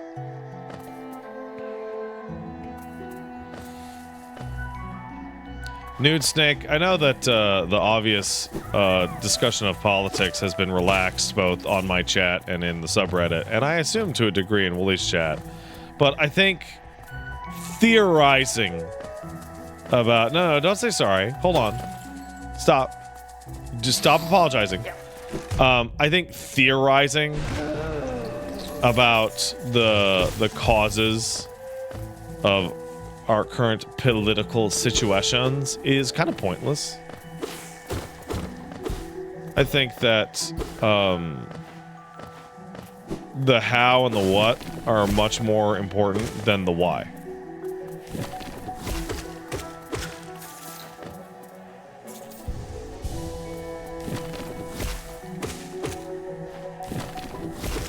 Especially for somebody like me who lives in a different country than the U.S. So, like, my thoughts and feelings on the topic are limited, like, nearly exclusively to the effects that it would have on my countrymen and, you know, what have you. Pat, that's incredibly reductive? Yeah. I find reductive thinking to actually be incredibly useful. I think we live in a world in which people get so obsessed with figuring out the big picture that they don't focus on the actual details that matter.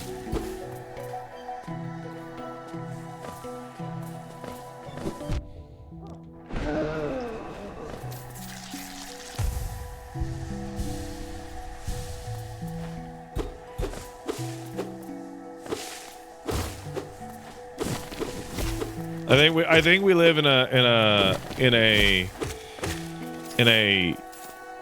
situation. I think we live in a generalized global society in which figuring out the why is more important than fixing the problem. Now, figuring out the why can go to fixing the problem, but if you're dealing with some kind of systemic or societal issue, fixing it first often has to precede discovering its root causes. Because you can get caught in an infinite series of details on, you know, proximate causes, blah, blah, blah, blah, blah, blah, blah, blah, blah. Now, does that mean the how, or sorry, the why isn't important? Of course not. But if you have a family member who is like a complete piece of shit to you. Like I was reading an Am I the Asshole earlier, and the Am I the Asshole was like, am I the asshole for like bringing a cinnamon swirl bread to my mother-in-law's house when she was warned about the cinnamon swirl, and then she had a cinnamon allergy, and then she took it out of the fridge and ate it, saying she would eat around the cinnamon part, and then had horrible food poisoning and blame me. Like, figuring out, hey, why did my mother-in-law eat my cinnamon swirl bread even though she knew it was bad for her? That's not actually important. What's important is never bringing bread to her house again because she can't be trusted.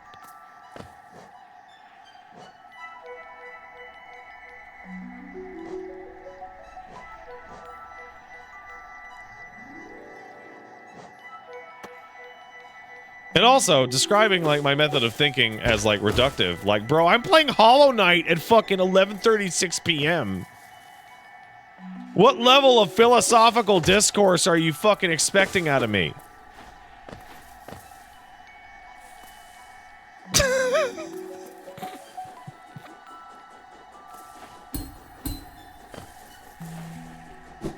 Fuck.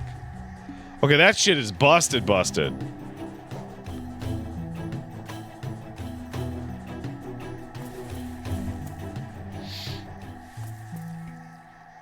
Yeah, I'm not getting through that shit.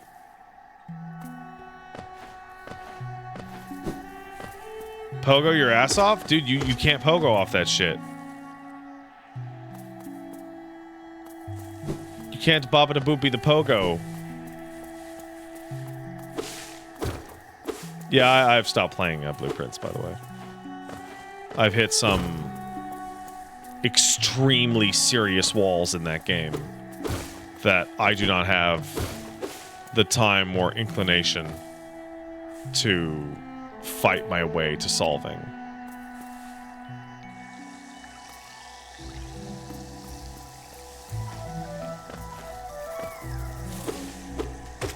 I have run into a very for real issue with Blueprints, which I'm going to talk about in my pseudo review, talking to Wooly about it, in which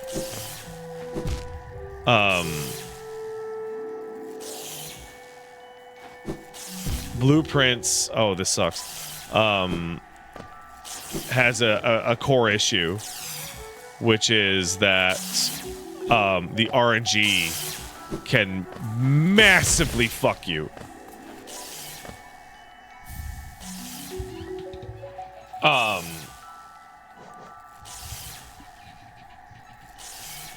I am currently in a place in Blueprints where I have like dozens of text and notes to figure out, and I am trying to link the foundation or the wow, is there not a faster way to put these?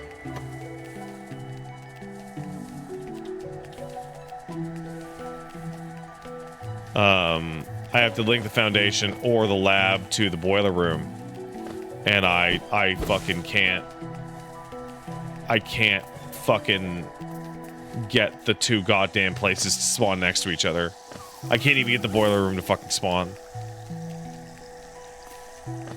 And it has like completely sapped my fucking will to live.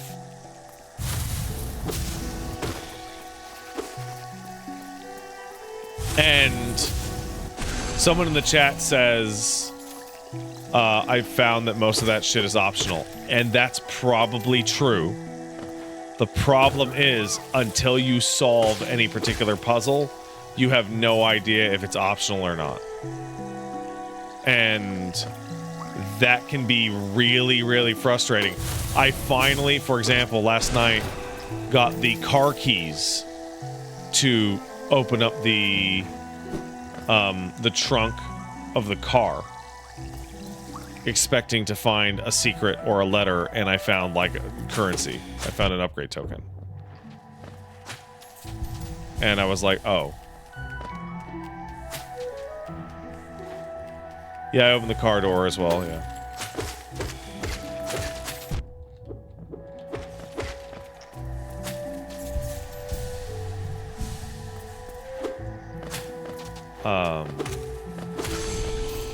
Yeah, so the aspect of the game where you are like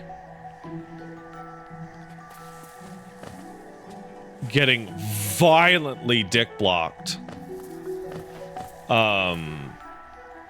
because of RNG, and then you finally get the right rooms only to discover that the puzzle you had been trying to solve for 11 days in a row is actually non-essential. Feels like fucking shit.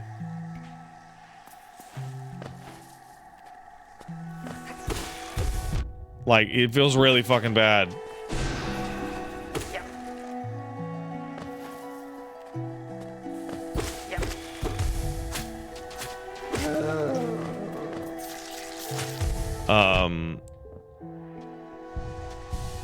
I think Blueprints is really great. And I understand that the puzzles are like generally easier. Oh my god, my fucking left index finger is falling apart because of that. Holding down on the button. Is there a way to change the controls on that? No.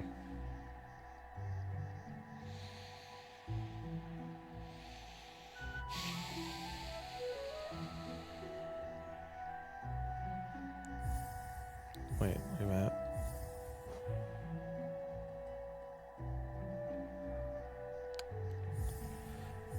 Yeah, I actually want, like, the full map to be on L1, but hey, man.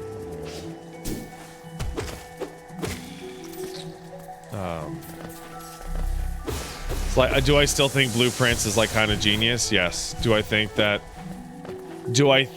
its genre mix has, like, core structural issues? Yes.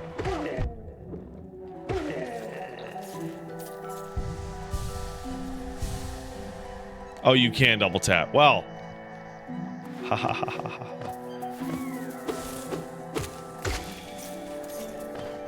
Has a roguelike ever really fucked me on a genre? Oh fuck. On RNG?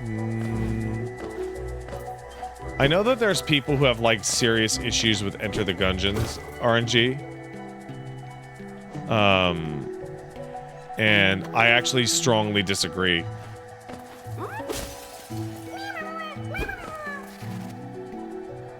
Sorry, I missed you. I think Enter the Gungeons RNG makes perfect sense.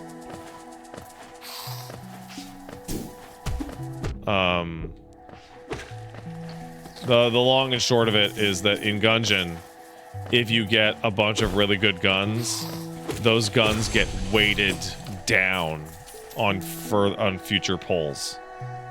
Basically, the RNG of all of your guns in Gungeon are actively fighting each other, so that it basically tries to vary up what shows up very often. So you may notice like, oh, I got the black hole gun, and then you just don't get the black hole gun for like a really long time. That is because the black hole gun was like being actively blocked because you got it.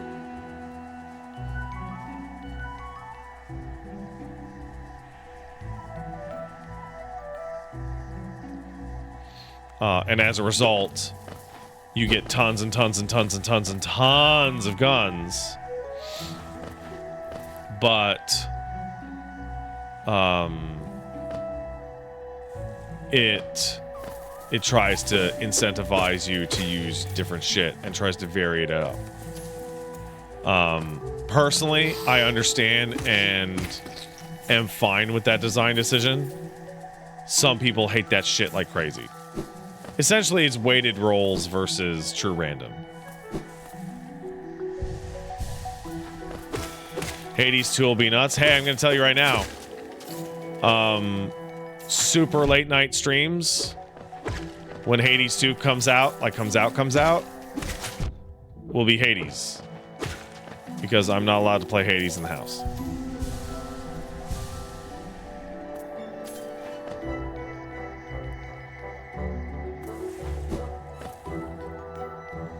Why not? Something about the visual presentation of Supergiant's games, like, just activates Paige's ADHD in a incredibly violent way. Like, hearing Hades in the background makes Paige, like, so fucking, like, overstimulated and shit.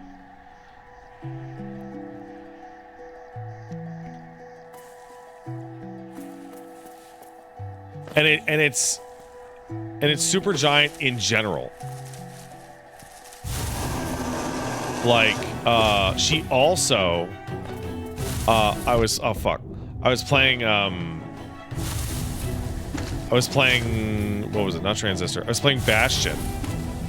And the music from Bastion was, like, setting her the fuck off. She was, like, just getting, like, oh, what the fuck? Oh! And I genuinely don't know what it is. And she doesn't know what it is either. But, like, there's some kind of musical signature or like tone or method or something that just like makes wife go crazy.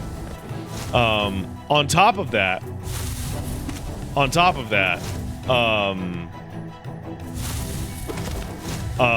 the visual like explosion that is the Hades art style and level of effects cannot be witnessed by Baby.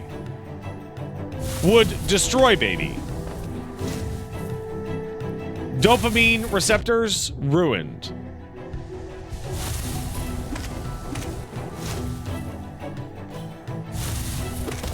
You know.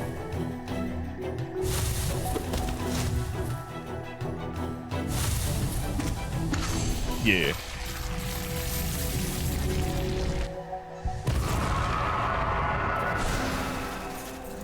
So that's really cool. It was actually just like multiple of those guys wearing a big coat.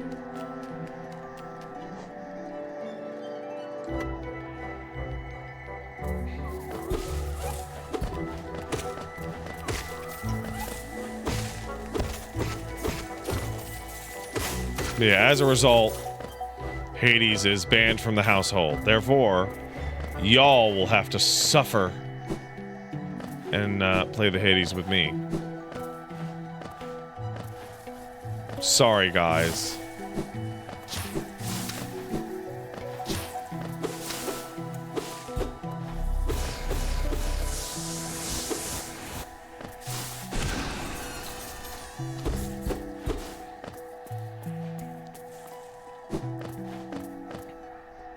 I don't know where this goes. Let's find out. I'm lost in Hollow Knight, which is actually peak. Ah!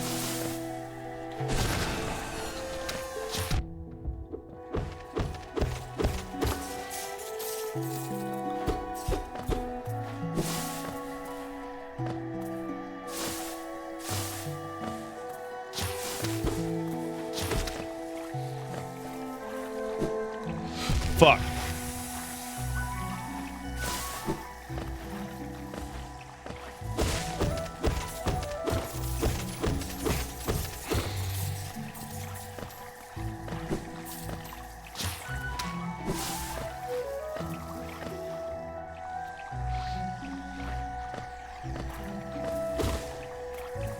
I'm fucking lost, bro. I'm so fucking lost. But that's okay. I only have 2,000 fucking geo. And if I die, I'm going to kill myself.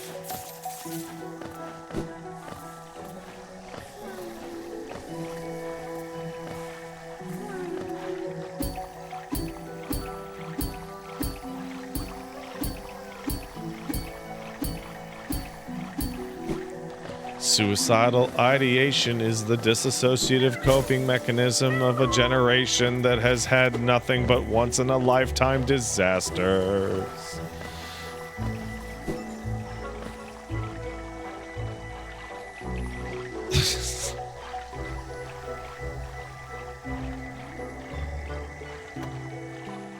Why don't I just kill myself? No, I don't mean it. It's a metaphor.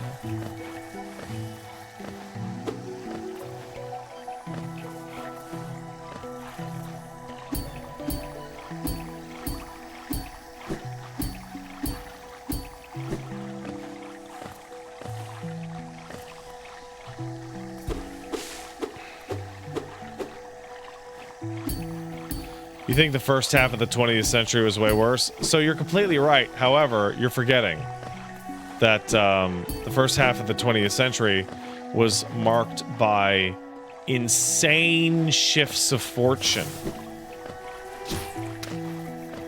Absolutely insane shifts of fortune, particularly for North Americans. Where's our roaring 20s, guys? Is that now? Is now the roaring 20s? Fuck. Shit.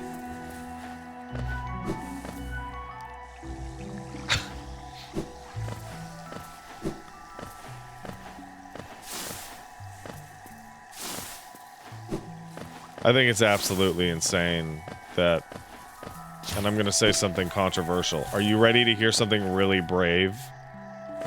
Are you fucking ready to hear something very brave? And some people may view what I'm about to say as sex negative, but it's not. It is insane to me that baby boomers were so narcissistic and self-destructive with the way that they lived their lives that they ruined sex for like 40 years. Let me define this. Hey, we've created birth control.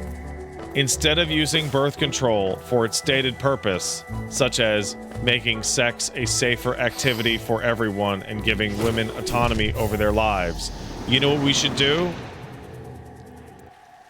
We should hit the earth with the most violent genital pandemic fucking society ever. Free love, brother. Hey, you know what? Yeah, okay. Did we, oh, we all have syphilis and our brains are rotting out of our fucking heads in the nursing home? Ah, whatever, bro.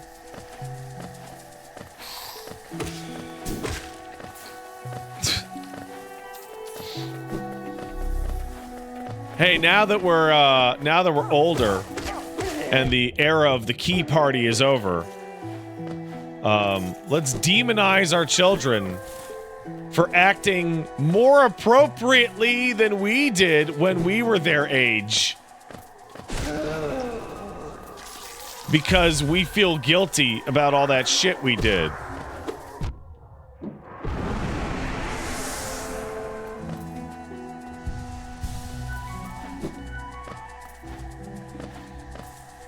Hey, remember when you... Hey, Grandpa, you remember when you were fucking your girlfriend and you were just praying to not get pregnant?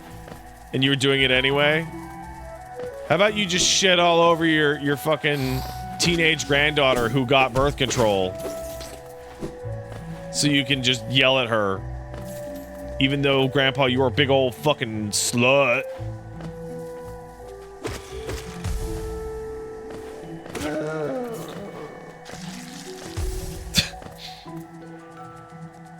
Grandpa was a whore.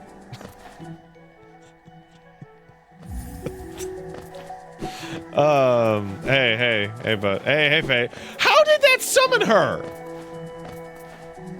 How does it always happen?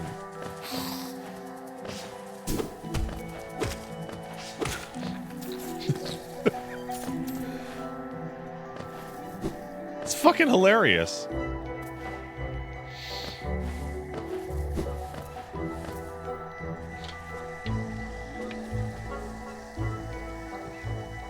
Oh. I'm so glad that we have an HPV vaccine now. And I think that anybody who's like, well, my kid isn't having... Give them the fucking vaccine anyway. HPV rates among the average population are like 90% and up, and it causes cancer. We made a vaccine for cancer and you're complaining? Shut up!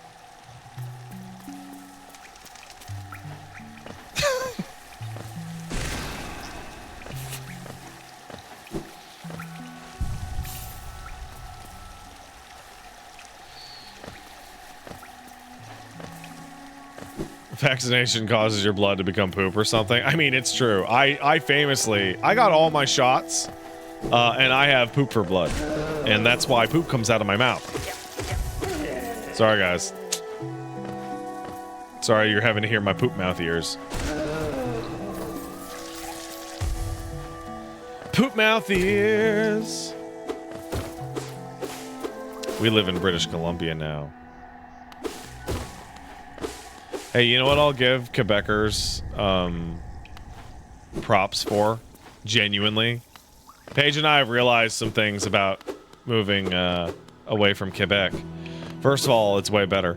But some parts of Canada don't really like to do vaccines very much. Or brush their teeth.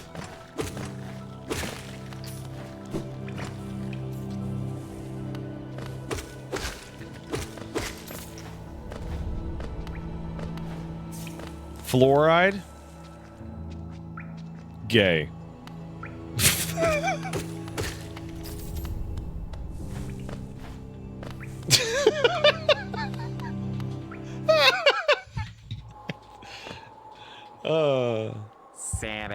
Hail thing, you wear that nail with ease. If you're in search of combat, you'll find no great warriors in this decaying burrow. Heard an arena exists somewhere below. One built for our like. Meet me there and test with skills. I'll be heading down soon. Come and find me if you dare. Hey Zoe, what's up, bro? You there, why are you skulking about? Yes, your eyes do not deceive you. I'm Zote the Mighty, a knight of great renown. Tremble before me. While you were hiding here in your dingy little village, I ventured into the dark pit below us and slew a great beast. It had sharp mandibles and atrocious manners. Yes, all glory to me, but I don't have time for your adulation. I must rest and prepare for my next journey down. Daft old fellow there keeps talking to absolute drivel. Seems to think the very air is deadly down there. Perhaps you should consider not breathing. Keeps talking about dreams, too. Dreams are for those too feeble to truly live.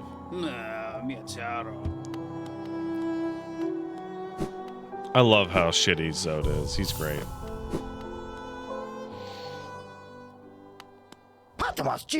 Oh. Hey, guess what? Let's buy the most expensive item. Hell yeah, bitch.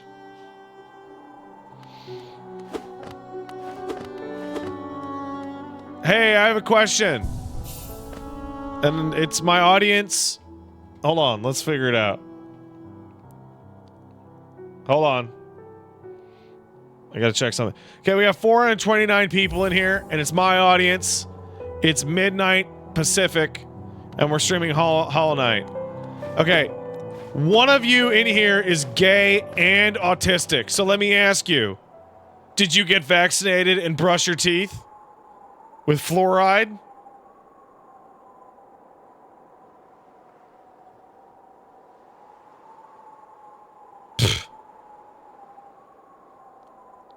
See? Oh, there's a lot of you in here. What the fuck? You guys autistic for penis? Like, what's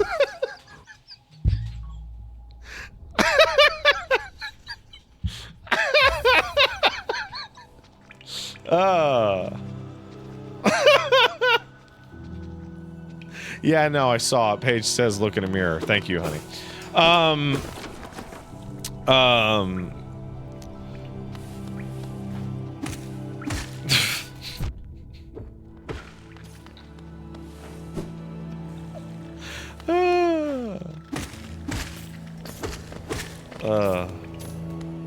There's a joke here about being like the Rain Man for Dong, but I'm just not. Just not.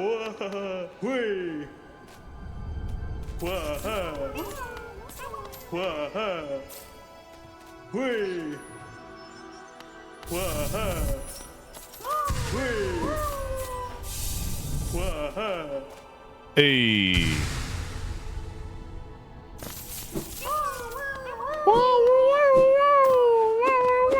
Oh, good old Grub Mose.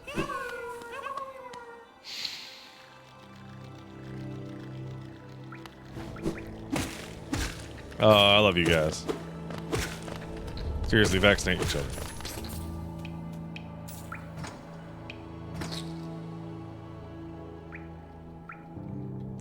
It's good to do.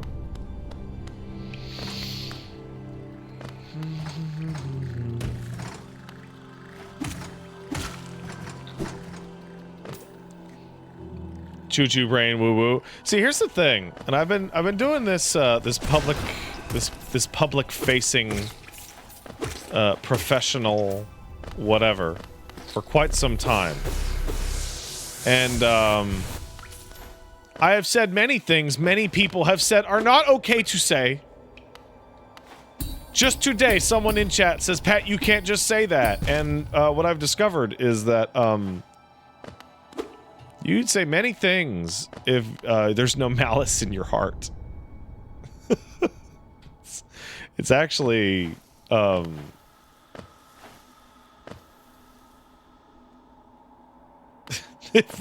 if there's no evil in your heart and you portray yourself as sincere and genuine,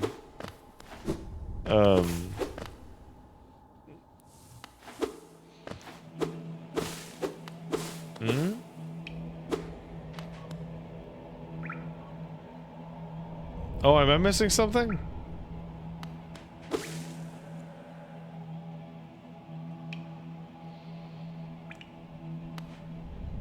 Oh, no, not that.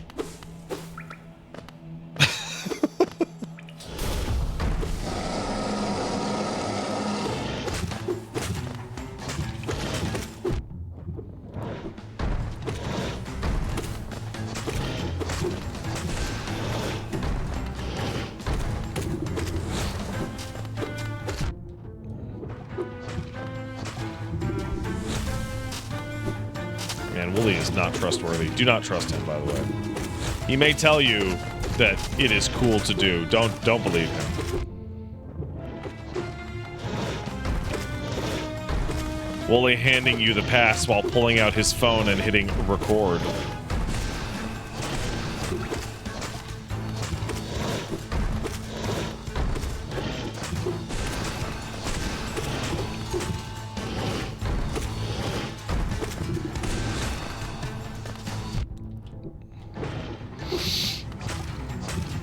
Whoop! Yep. Oof. Damn. That guy's pretty tough. Oh, shit. That reminds me of a post I saw where I don't get cancer from cigarettes because I approach them with love in my heart and not malice. I saw Brendan Lee Mulligan talking about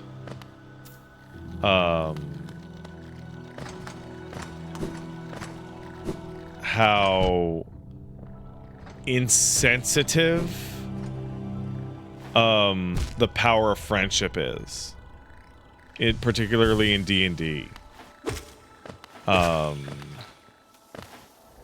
And basically he finds that the idea of like your friendship was so strong and your love was so strong that it protected you to be like wildly offensive, because it carries the implication that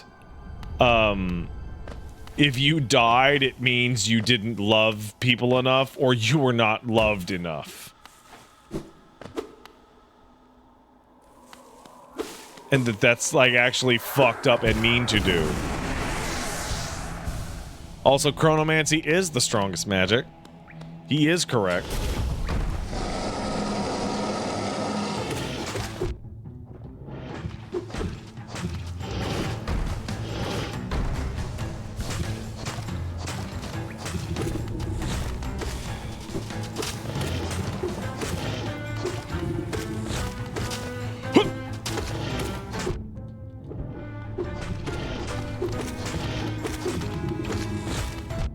Fucking shit.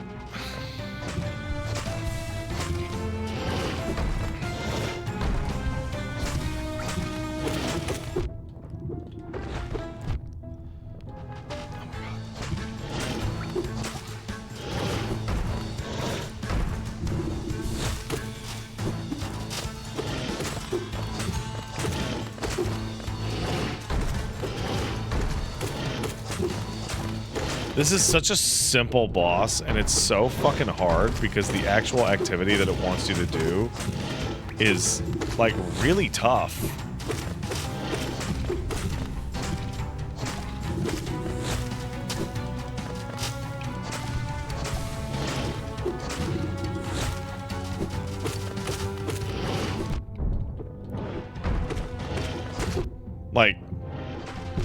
Like that's quite difficult. Pat, as Paige says, Pat, if you ever die, you did not love me enough. So that's different, Paige.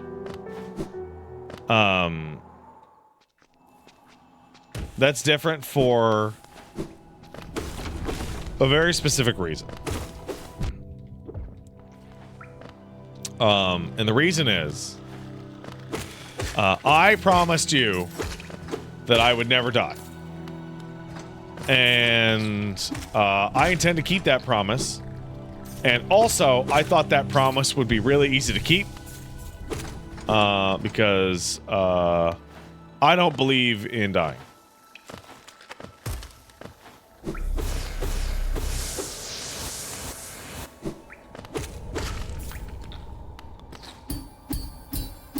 Don't believe in it. If you're about to die, just don't.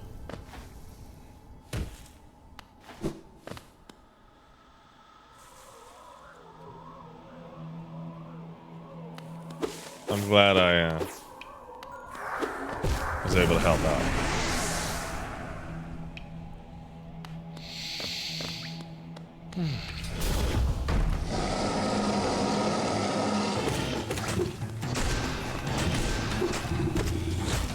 Yeah.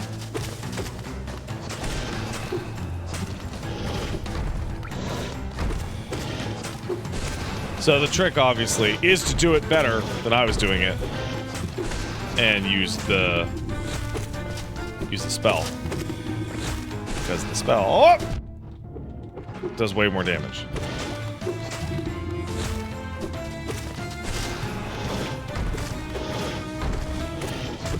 Like, way more damage.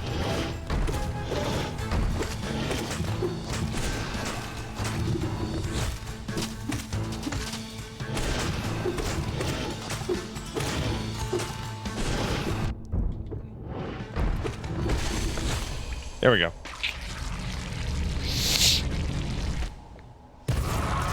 Suck it!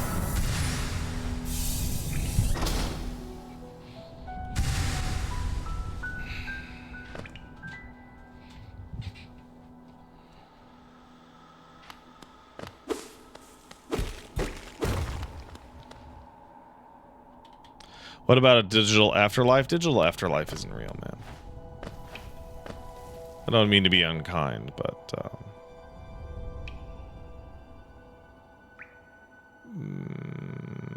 that shit is fake. Sorry.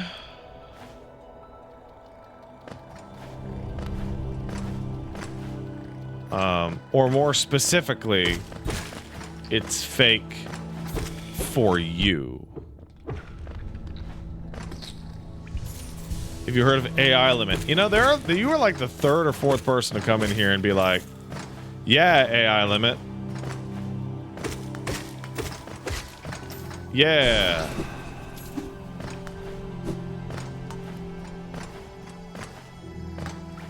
I tried to get a code for it, but all the Steam's codes are gone.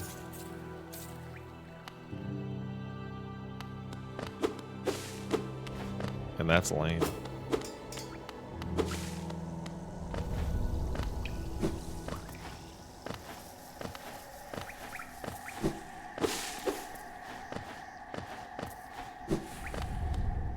It's fucking amazing.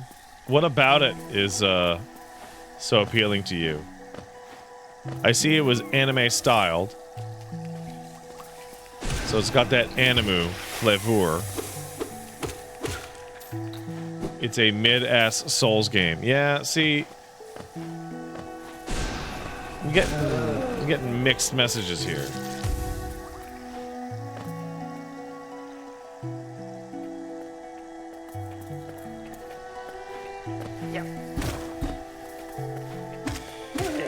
Which, by the way, mixed messages, great song by Tom Cardy. Great song.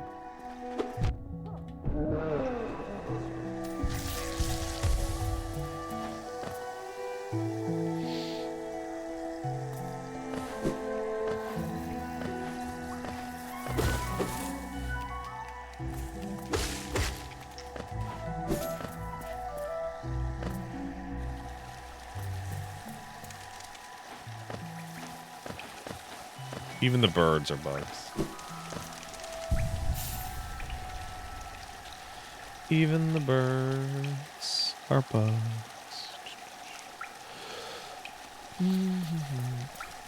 So my goal right now is to go down and use that lantern. And then get the amount of geo that I need to get a key. And that will be all of the big purchases.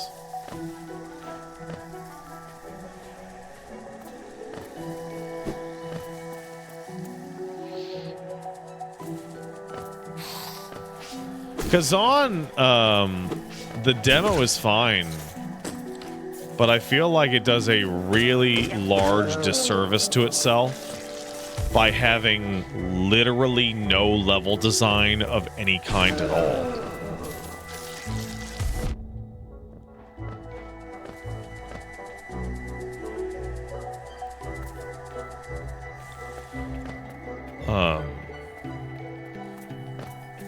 That's really strange.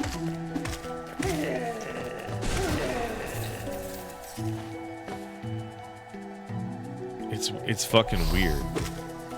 Shit.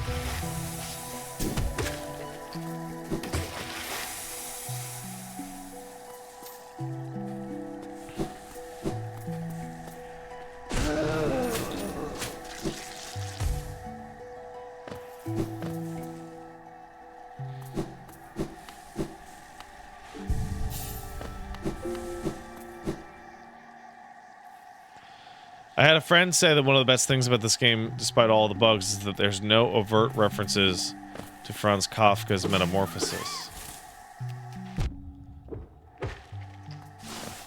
It takes so stupid it rendered me dumbfounded. That's pretty funny.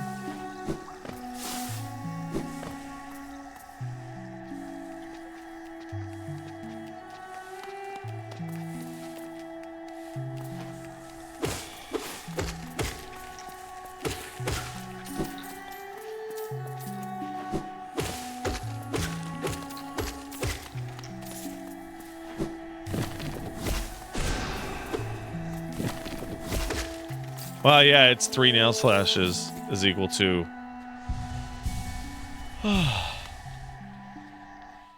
one of those. Hey, look at that! Yeah. Stone Sanctuary, bitches.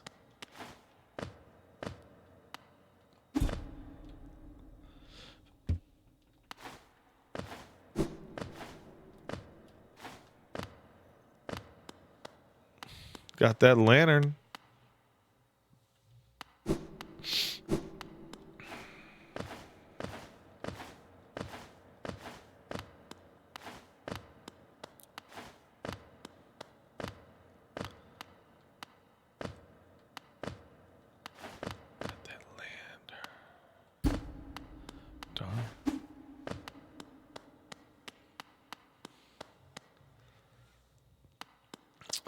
Somebody asked, is Pat into horror games?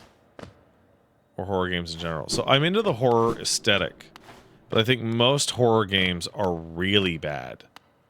I think most horror games are really bad. And I know this because I've seen hundreds.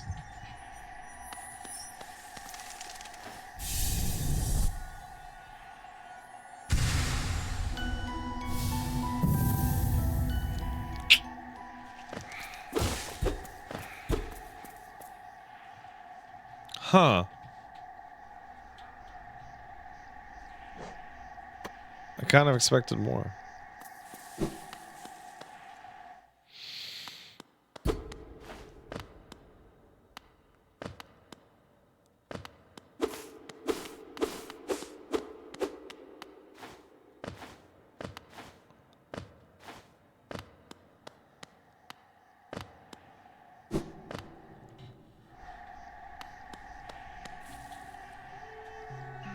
Yeah, kind of expected more.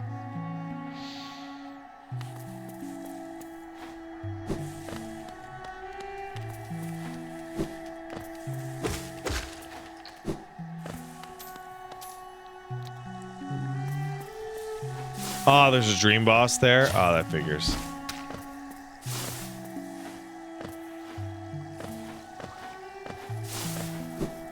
My main issue with the horror genre is basically that a huge proportion of horror games are merely attempting to be like roller coasters, but for spookiness. And as a result, they design like one of the shittiest games possible, which is just like a series of doors and scares. Without actually having a fucking game to back it up.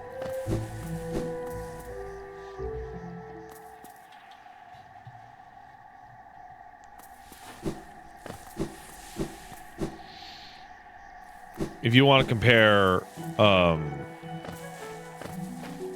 fairly good horror game with a terrible horror game with a excellent horror game, all within the same context and rules, go check out the 3 Amnesia games.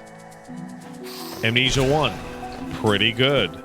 Actively lies to the player in a way that's actually really satisfying and forces you to manage the resource that is light. Okay, cool. A Machine for Pigs. Genuinely, without hyperbole, one of the worst games I've ever played in my life. I'm so not kidding when I say that. I can't believe it.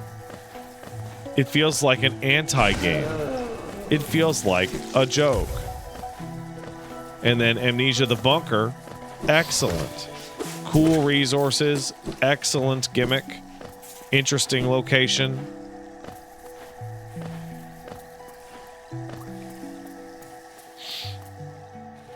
Forgot that there's a third Amnesia?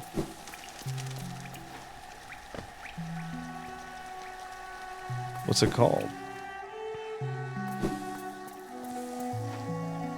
Rebirth? Oh, that game's dog shit. Holy fuck, yeah. Oh, I forgot. Yeah, no, that game's fucking terrible.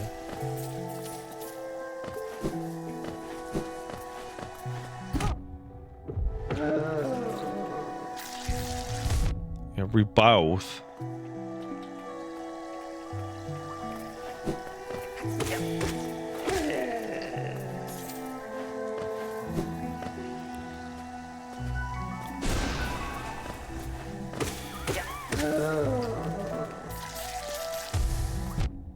Damn.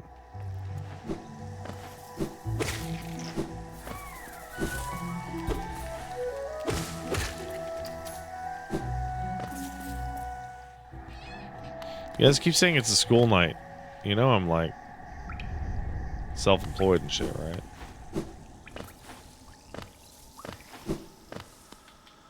Also, the baby doesn't go to school yet.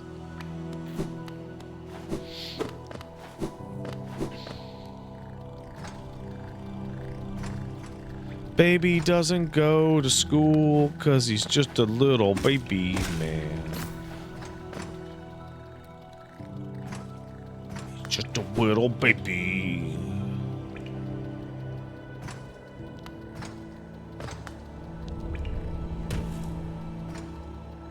The baby's development is advancing quickly, by the way.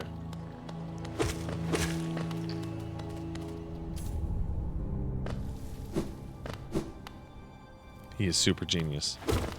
He gave Paige a fist bump today. So not only does the baby do a high five, but if you say pound it, he goes pff, and goes yeah.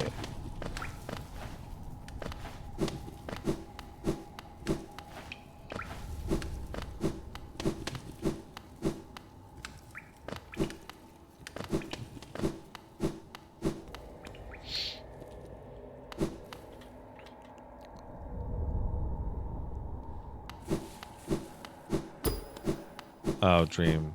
Yeah. What's it like having a cool ass baby? Feels pretty good, man.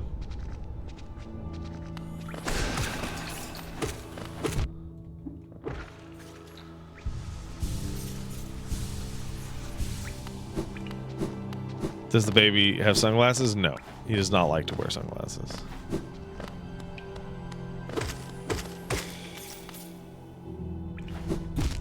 How the fuck, dude? That shit's so fucking bananas, dude. Get out of my face with that.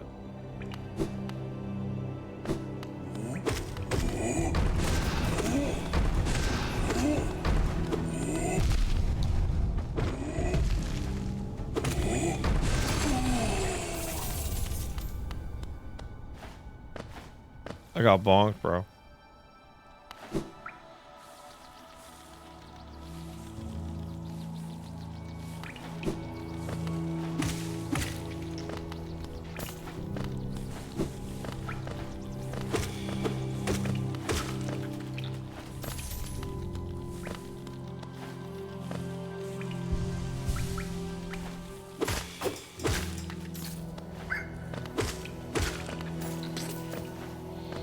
Beards are evil? Why, what? Oh, yeah. Hey.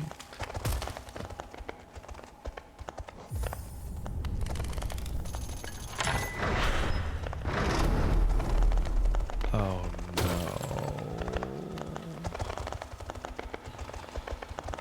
I don't know if I have.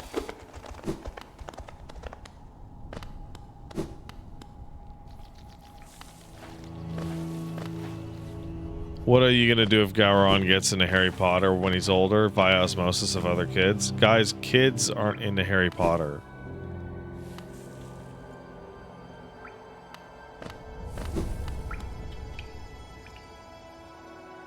I don't mean to be rude, but like, kids are into the skibbity toilet. Millennials are the generation obsessed with Harry Potter.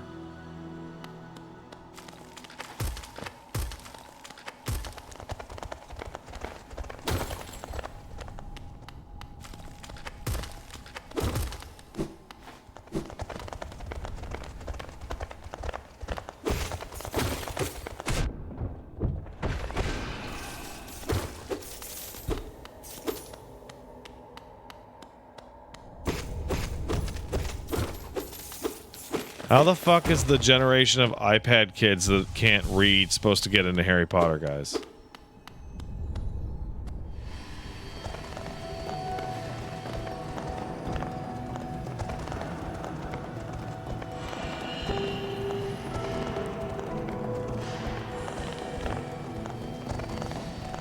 Bro. I'm going off book. I'm going off the path, bro. I don't know what to do, bro.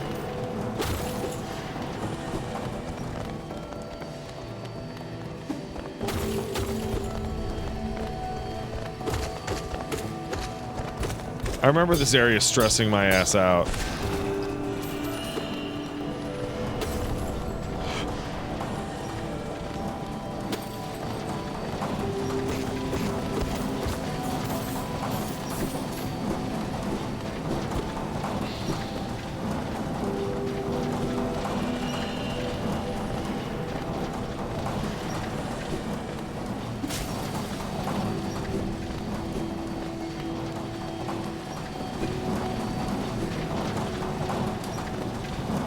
Oh, fuck.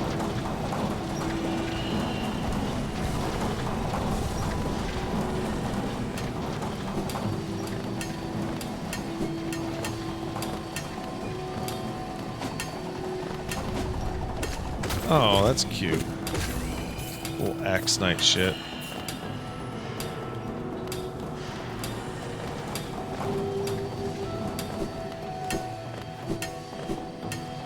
Basically, guys, I'm just wandering about in the way that seems like it would make sense to Pat.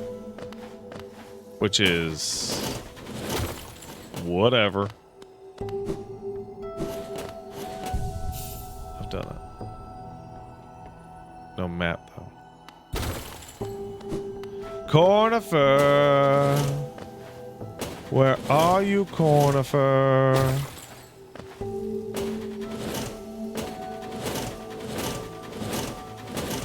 Hey.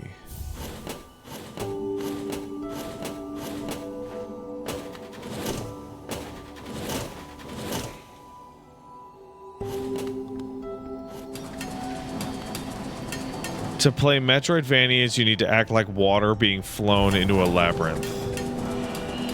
I like that.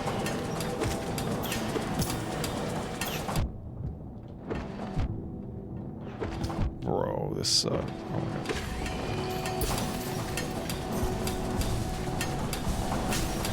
You can't... Wait, what? You can't judge the children because you watched Pat when you were 7? What?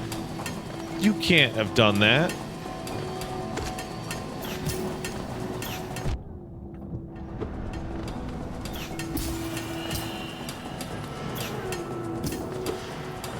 That's not good or allowed to do.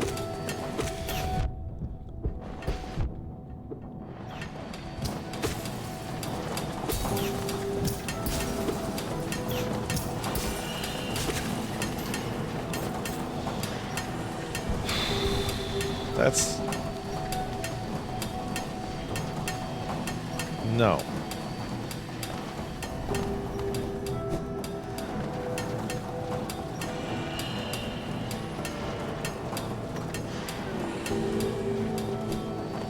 That's not appropriate.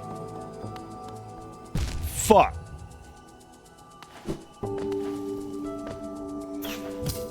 Fuck. Fuck. Fuck. Darn. All right, Mr. Knight. Time to continue explorating.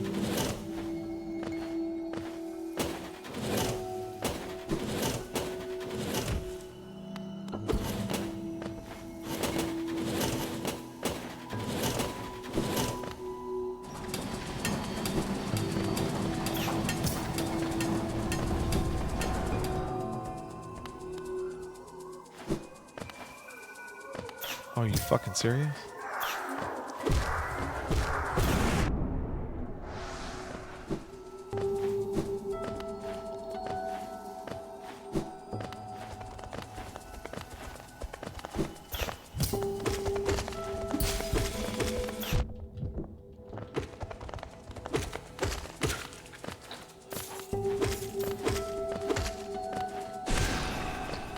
Oof.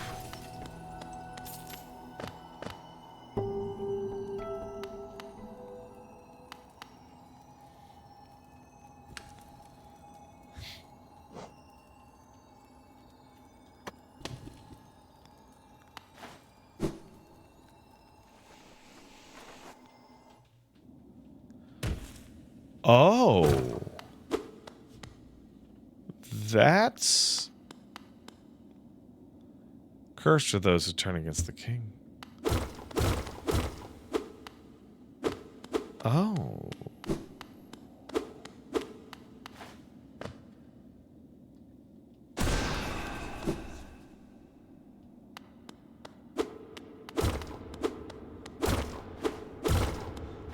Hey, guys.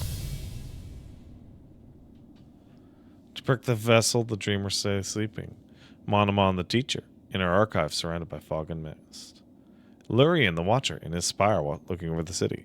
Hera, the beast, in her den amidst the deep darkness beyond the kingdom. Through their devotion, Hallownest lasts eternal. Yes. Go no further, little shadow. What compels its climb out of the darkness? What compels its return to the sacred kingdom? A call from beyond the seals? By the vessel? Or by the captive light? Well, they just tell you. Would the seals break? They cannot be undone. The vessel weakens. The plague springs anew. They must be undone. Yet our seals remain. Our duty holds. It must be cast away. Our duty holds. It shall be done.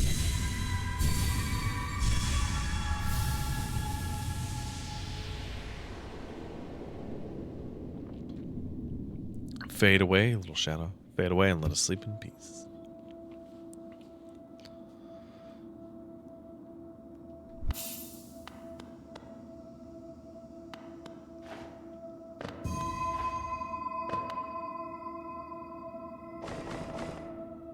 Oh.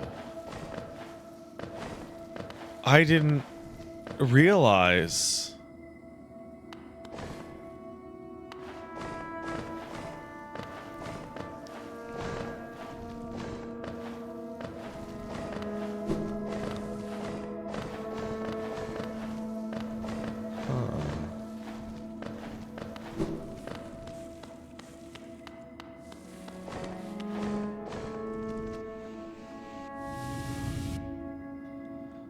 Those are not the radiants.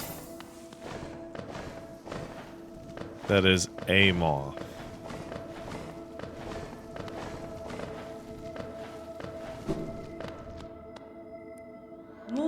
What a terrible fate they visited upon you, to cast you away into the space between body and soul.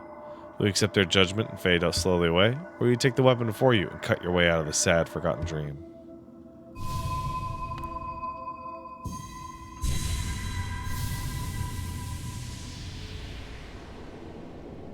Oh, wow. I got this super fucking early.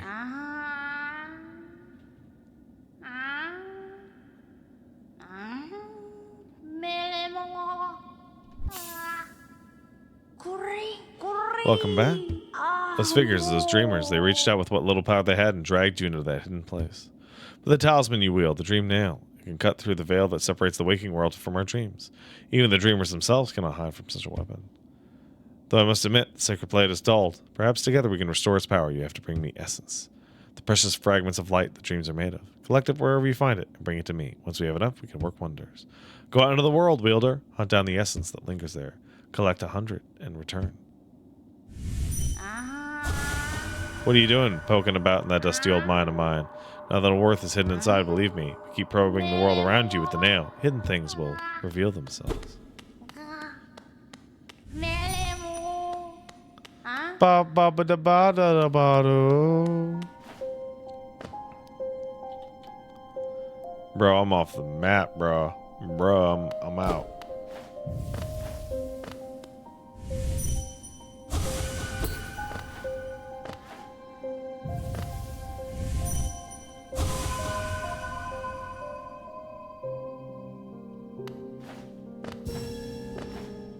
Essence.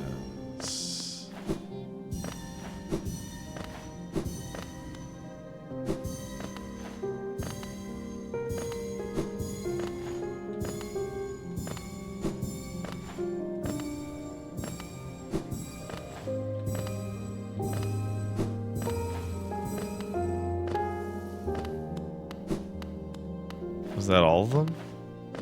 19? That seems wrong.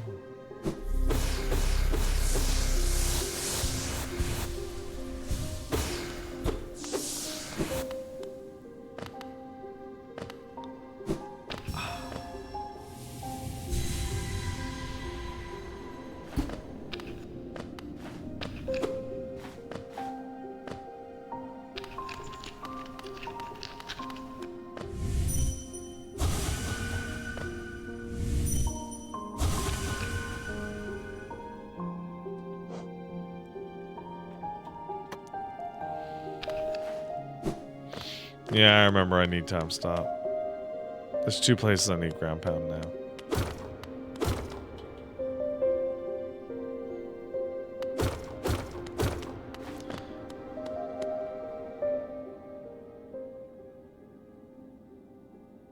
Ah, I see. Shut up. I assume one of the reasons that they're having trouble releasing Silk Song, or at least have had trouble, maybe they've fixed it now, is that think about how complicated the pathing in Hollow Knight is because of its open nature and its upgrades. If Silk Song, like every % increase of Silk Song's complexity makes it so that that pathing gets harder.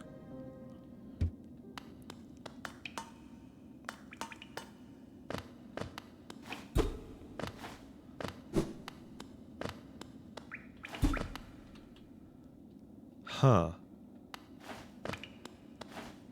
No pass. Huh.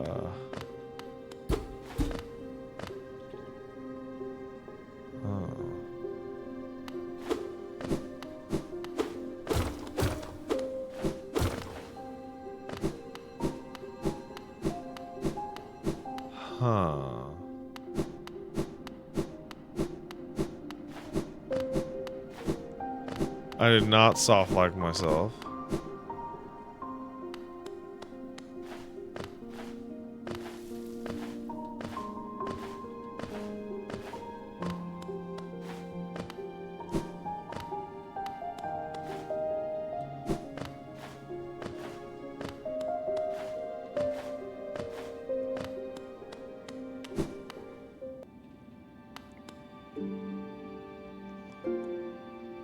How did I miss you here?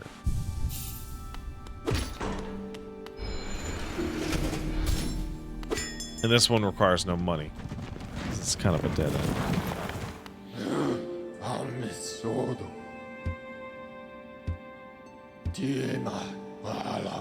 Yeah, you're cool, Stagboy. I love you. One of the things that kind of bugged me about Nine Souls, is that the characters wouldn't shut the fuck up. It annoyed me.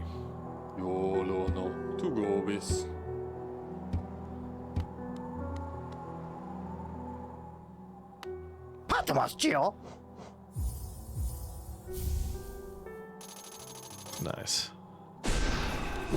All right, cash that shit out.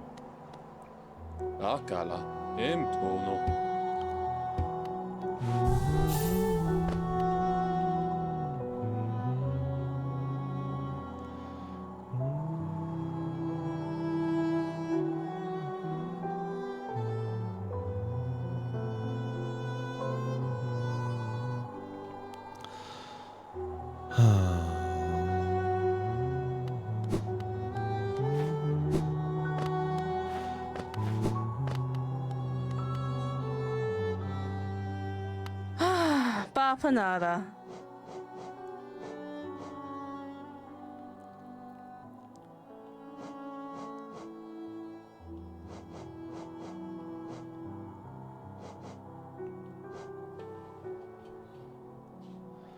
Huh. Need more money. Hey, thanks for the raid, Hitman Black 74 _. Thank you.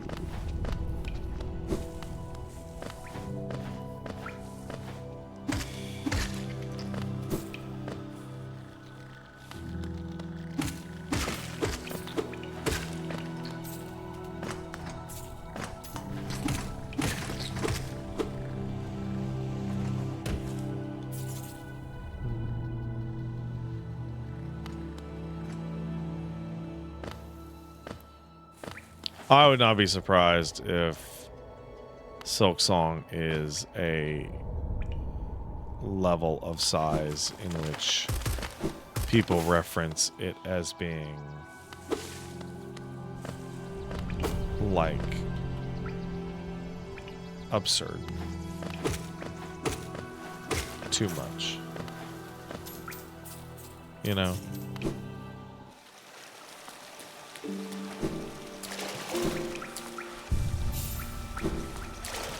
Well, people will be upset if it's the size of Hollow Knight. I would be astonished if it's the same size as Hollow Knight. I'm not expecting it to be larger, but it may or may not be, you know, deeper or more complex or have more modes or something, you know? I would be astonished.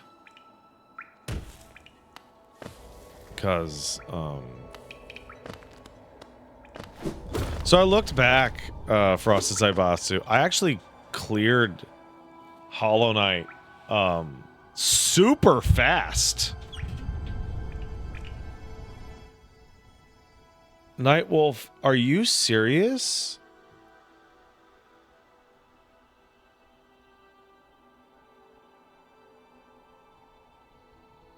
Are you joking?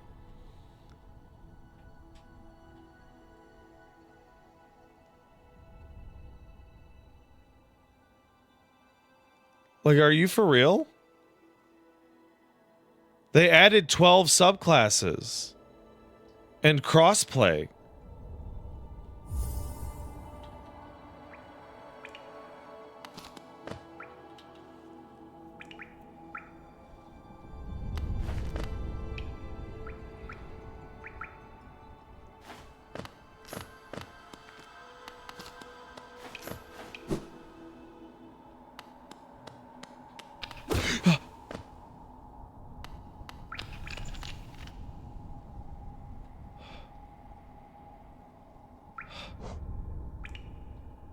I'm traumatized.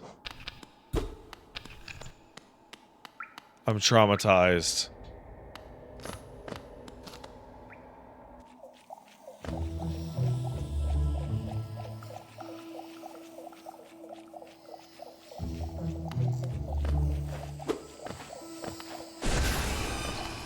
Do you guys know what I was afraid of there? I was afraid of the deep nest.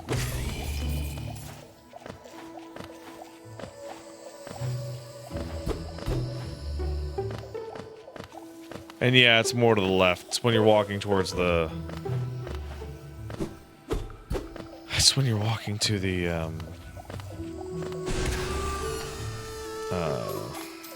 what's it called? The moth shit. But still. Someone in the chat says, 12 classes don't substantially alter the core gameplay. I mean, no. Other than increasing the amount of gameplay that you can do by a full 25%. If you don't think adding 25% more options for the player character is not substantially altering the core gameplay, then I actually struggle to think what you would consider substantially altering the core gameplay.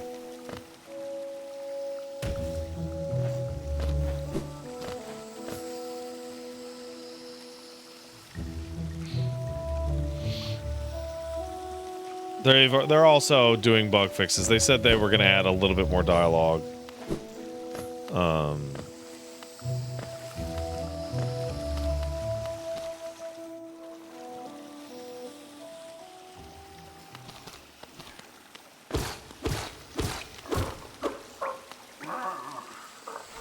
Hey, dude.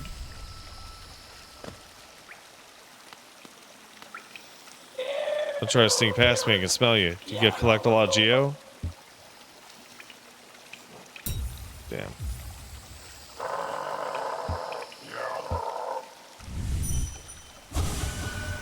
I'll make more and they'll give me more geo. If somebody comes by, they have to give me their geo. If you have enough geo, you become a king. When I get enough geo, I'll become a king.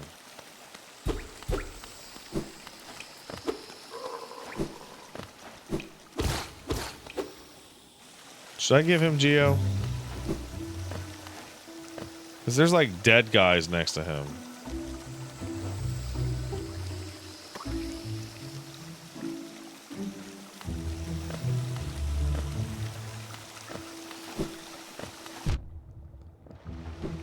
He looks scary. Is he just a silly little guy? I don't know if that's true.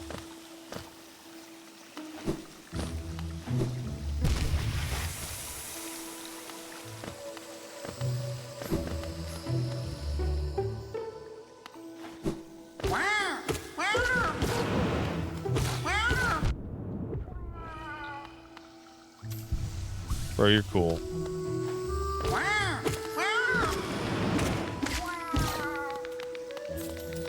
Wow. Wow.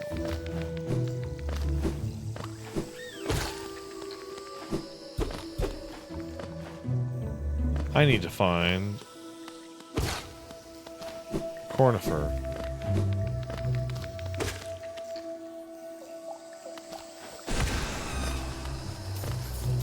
Conifer.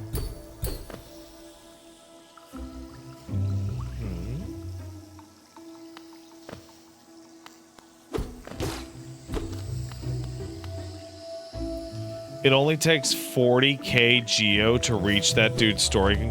You're lying. What?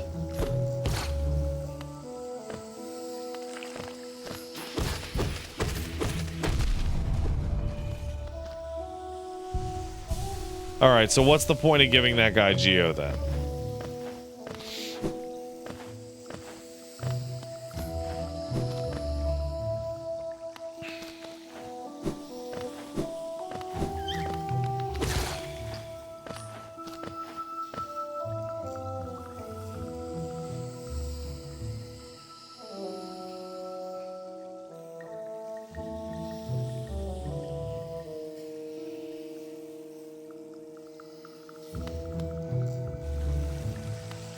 Alright, well, let's go get him.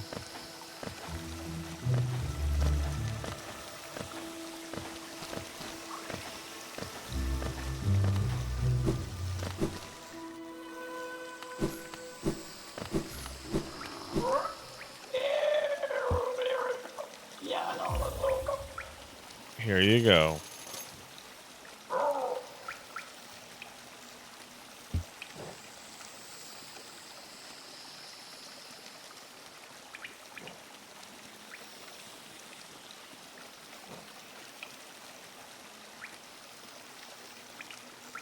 Ah, I see. He's just a little guy. Pat, I have a question about FF14. I know you don't play it anymore, but is it worth it to sub before finishing the free trial? No.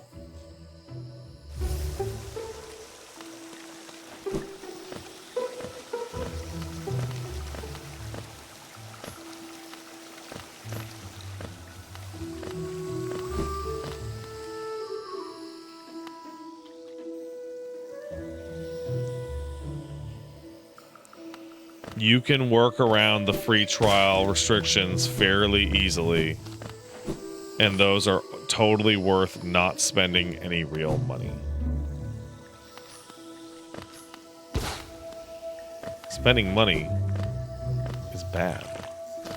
The only thing you should be spending money on is your subscription to your friend and mine, Pat Stares At.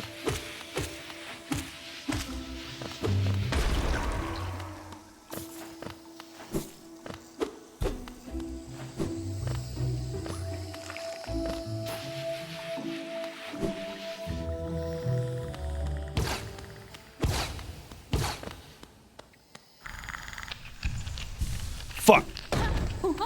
Oh, yeah. Hey, girl. Tiny steps of a tiny creature. You have the look of an adventurer, much in common. Searching for dangerous places. You're on the right track. Long neck critter warned me of a tribe deeper down. Warrior sorts. So she says I'm itching for combat. Keep sharp, my adventurous friend. Stay alive and meet on the road ahead.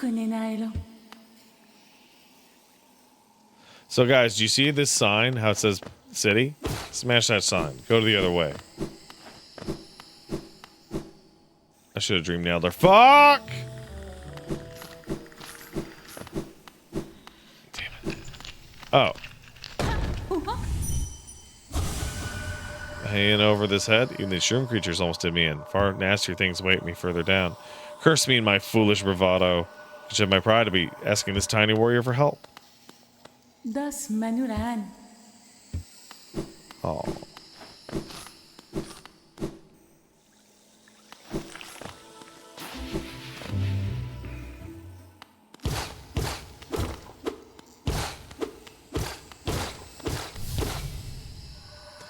Why have you come here? Tame the savage ruined land. Many have come to purify this place, but all who dwell will be eventually consumed. Even the wild bugs lurking below. They were once proud like you, but now they're only monsters. Beware dreams of glory. Child, turn back and do not return. No, not quite this second. In fact...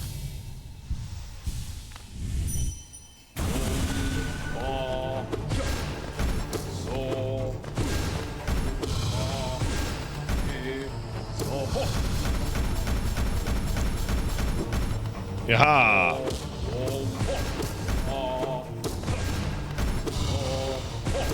Oh no!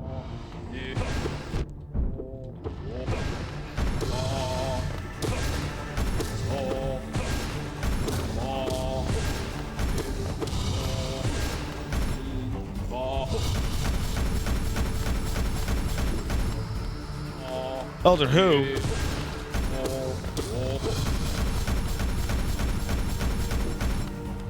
Man, I've dodged so many fucking Shiva circles.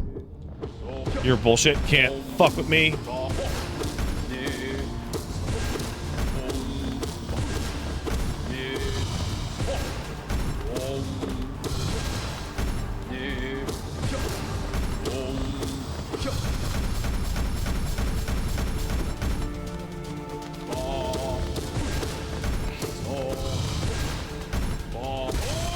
Bitch!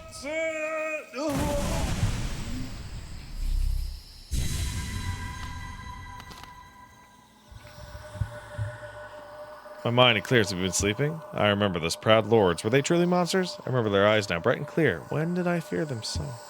There was madness in that village. It was I who brought it. They were right to cast me out. When I attacked, they were right to kill me.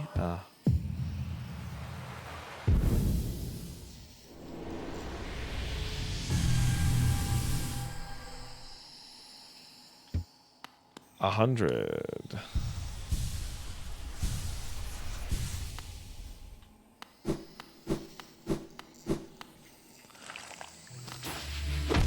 Fuck. That means I can upgrade the dream now.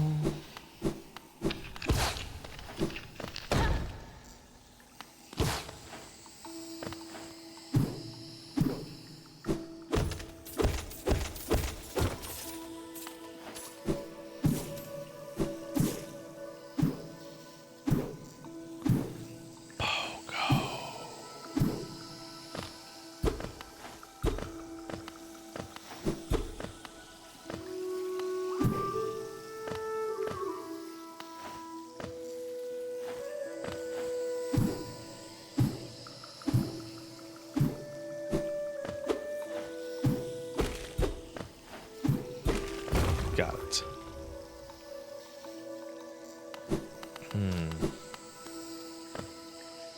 Where the fuck is Cornifer?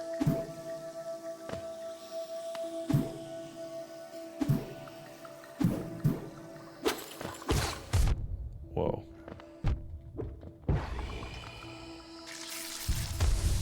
Fungal waste is popping, bro.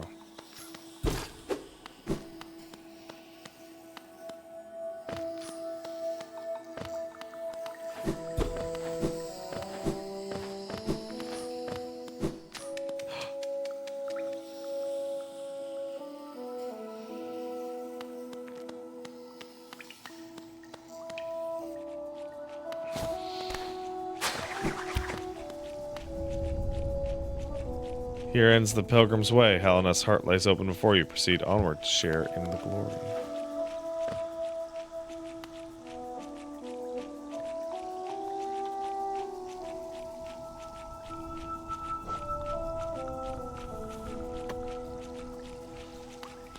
Guys, stop telling me what I need. Come on. You're ruining the feeling of exploration. Like, I obviously knew that, but still. Come on.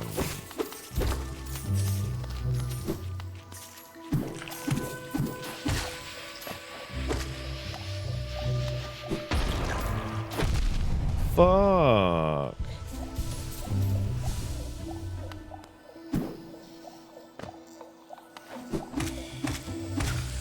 Aha.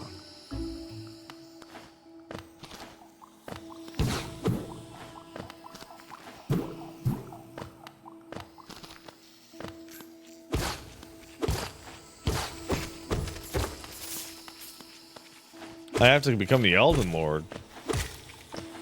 How about that?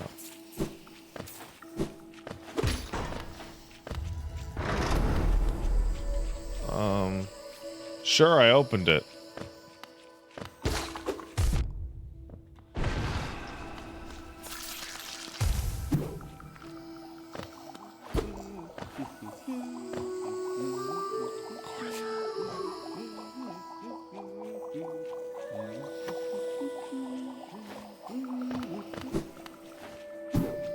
That's right. Cornifer's next to the stag.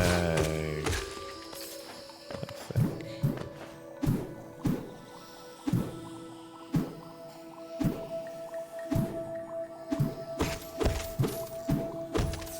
Also, hey, Queequeg, I haven't seen you in a little bit. Hope you've been well.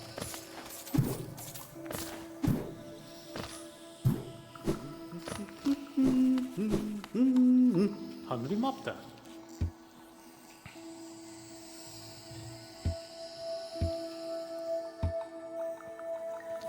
I would love a map of this area. Thank you.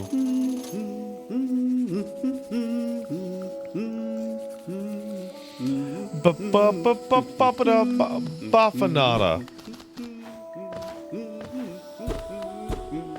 Cornifer, your dick is so big. That's crazy.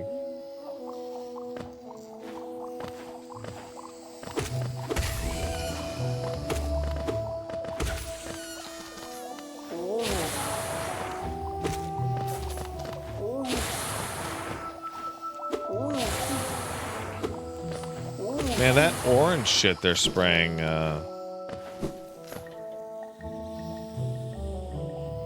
sure is fairly overwhelming in its presence. It's even floating in the foreground.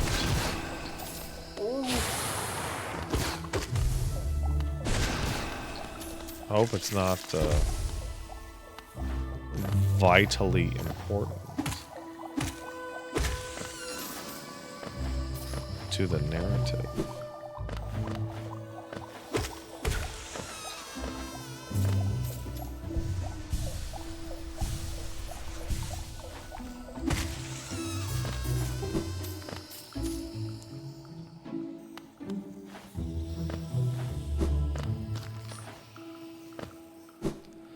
I know you've probably dropped Warframe by now, but curious if you've gotten to try any new Warframes. I have not played Warframe in many a time.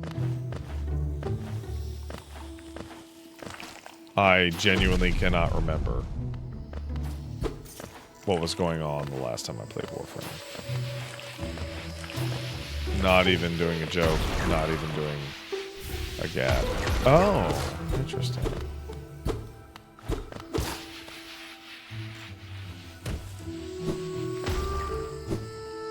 Like, I very briefly played the demo for,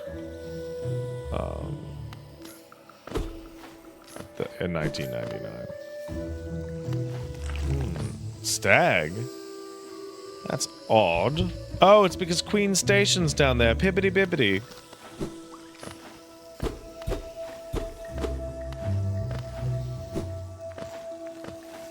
Pippity bippity boo.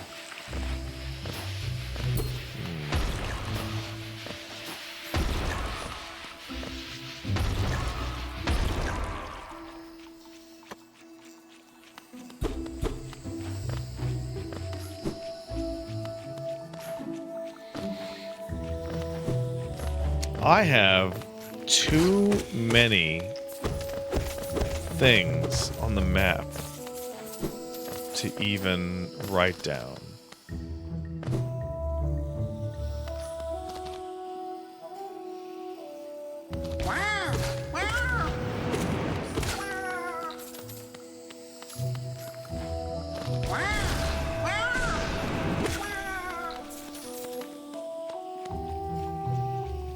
Oh, hey, sweetheart. How you doing?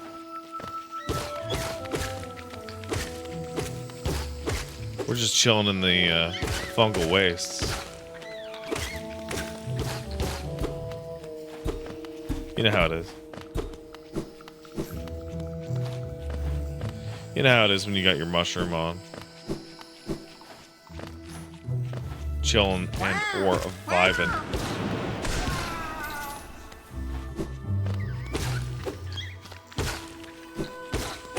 Yeah, all right, hon. I will be making my way to the Queen Station. Wow.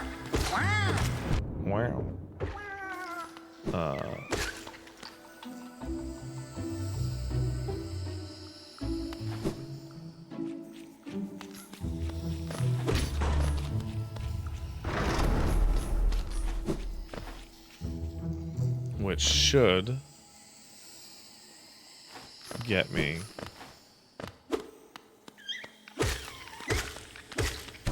shit.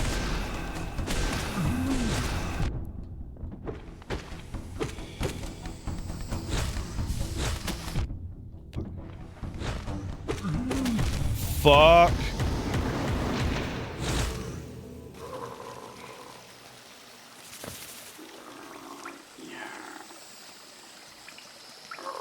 Oh, fuck. I have to get to the Queen Station.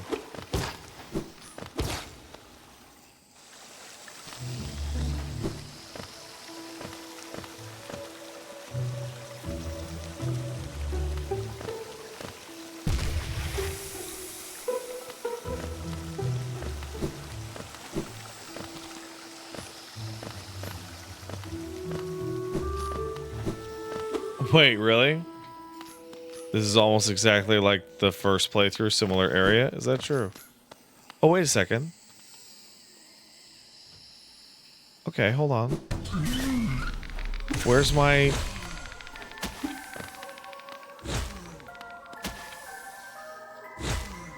Where's my fucking ghost, bro?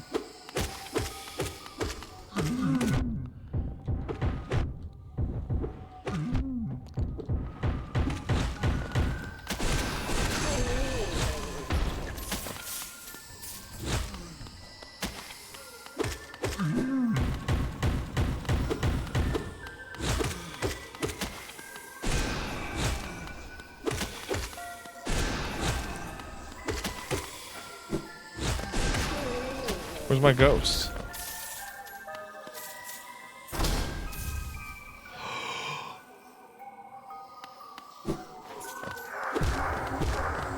Totally worth it. All right, back down to Queen Station, and we're gonna call it a night.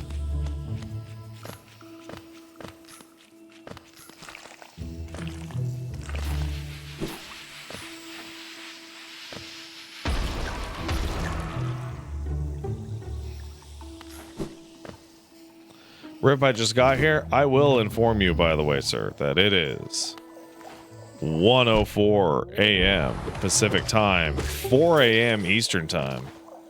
If you're in not North America, or South America, I guess, then that doesn't really hit the same way. But still, that's kind of ridiculous.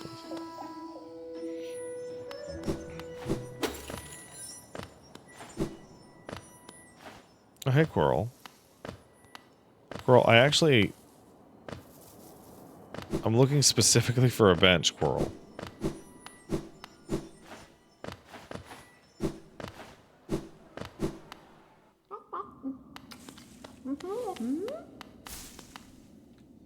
Yakuya. Zupa ella merma. Oh, you're Ya cute. ya. I was looking for a stag.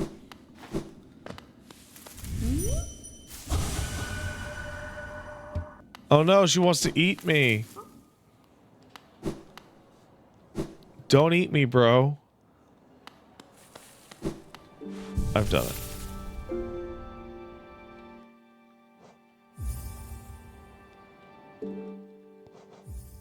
All right. We did it, guys. We successfully did another very late night of Hollow Knight.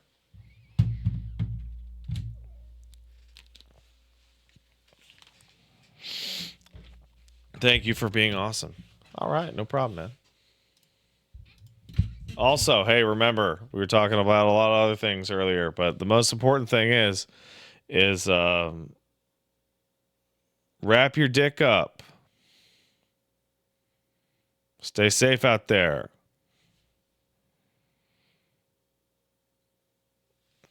unless you want to feel anything. Then, you know, I don't know.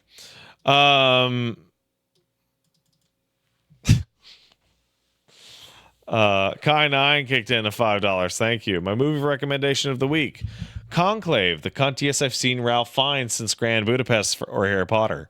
Ooh. That dude's serving all the time, so that's pretty interesting. Rolex P kicked in a sub, says Skong alert. Thank you.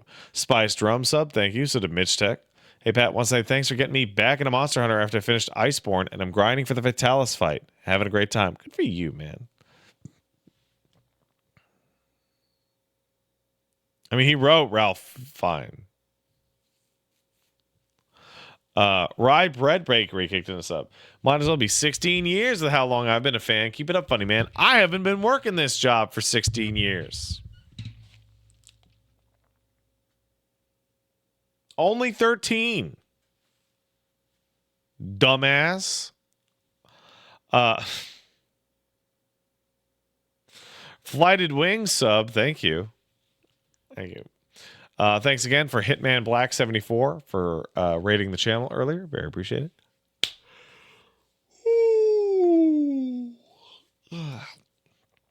And Kai9 kicked in $5. Thank you.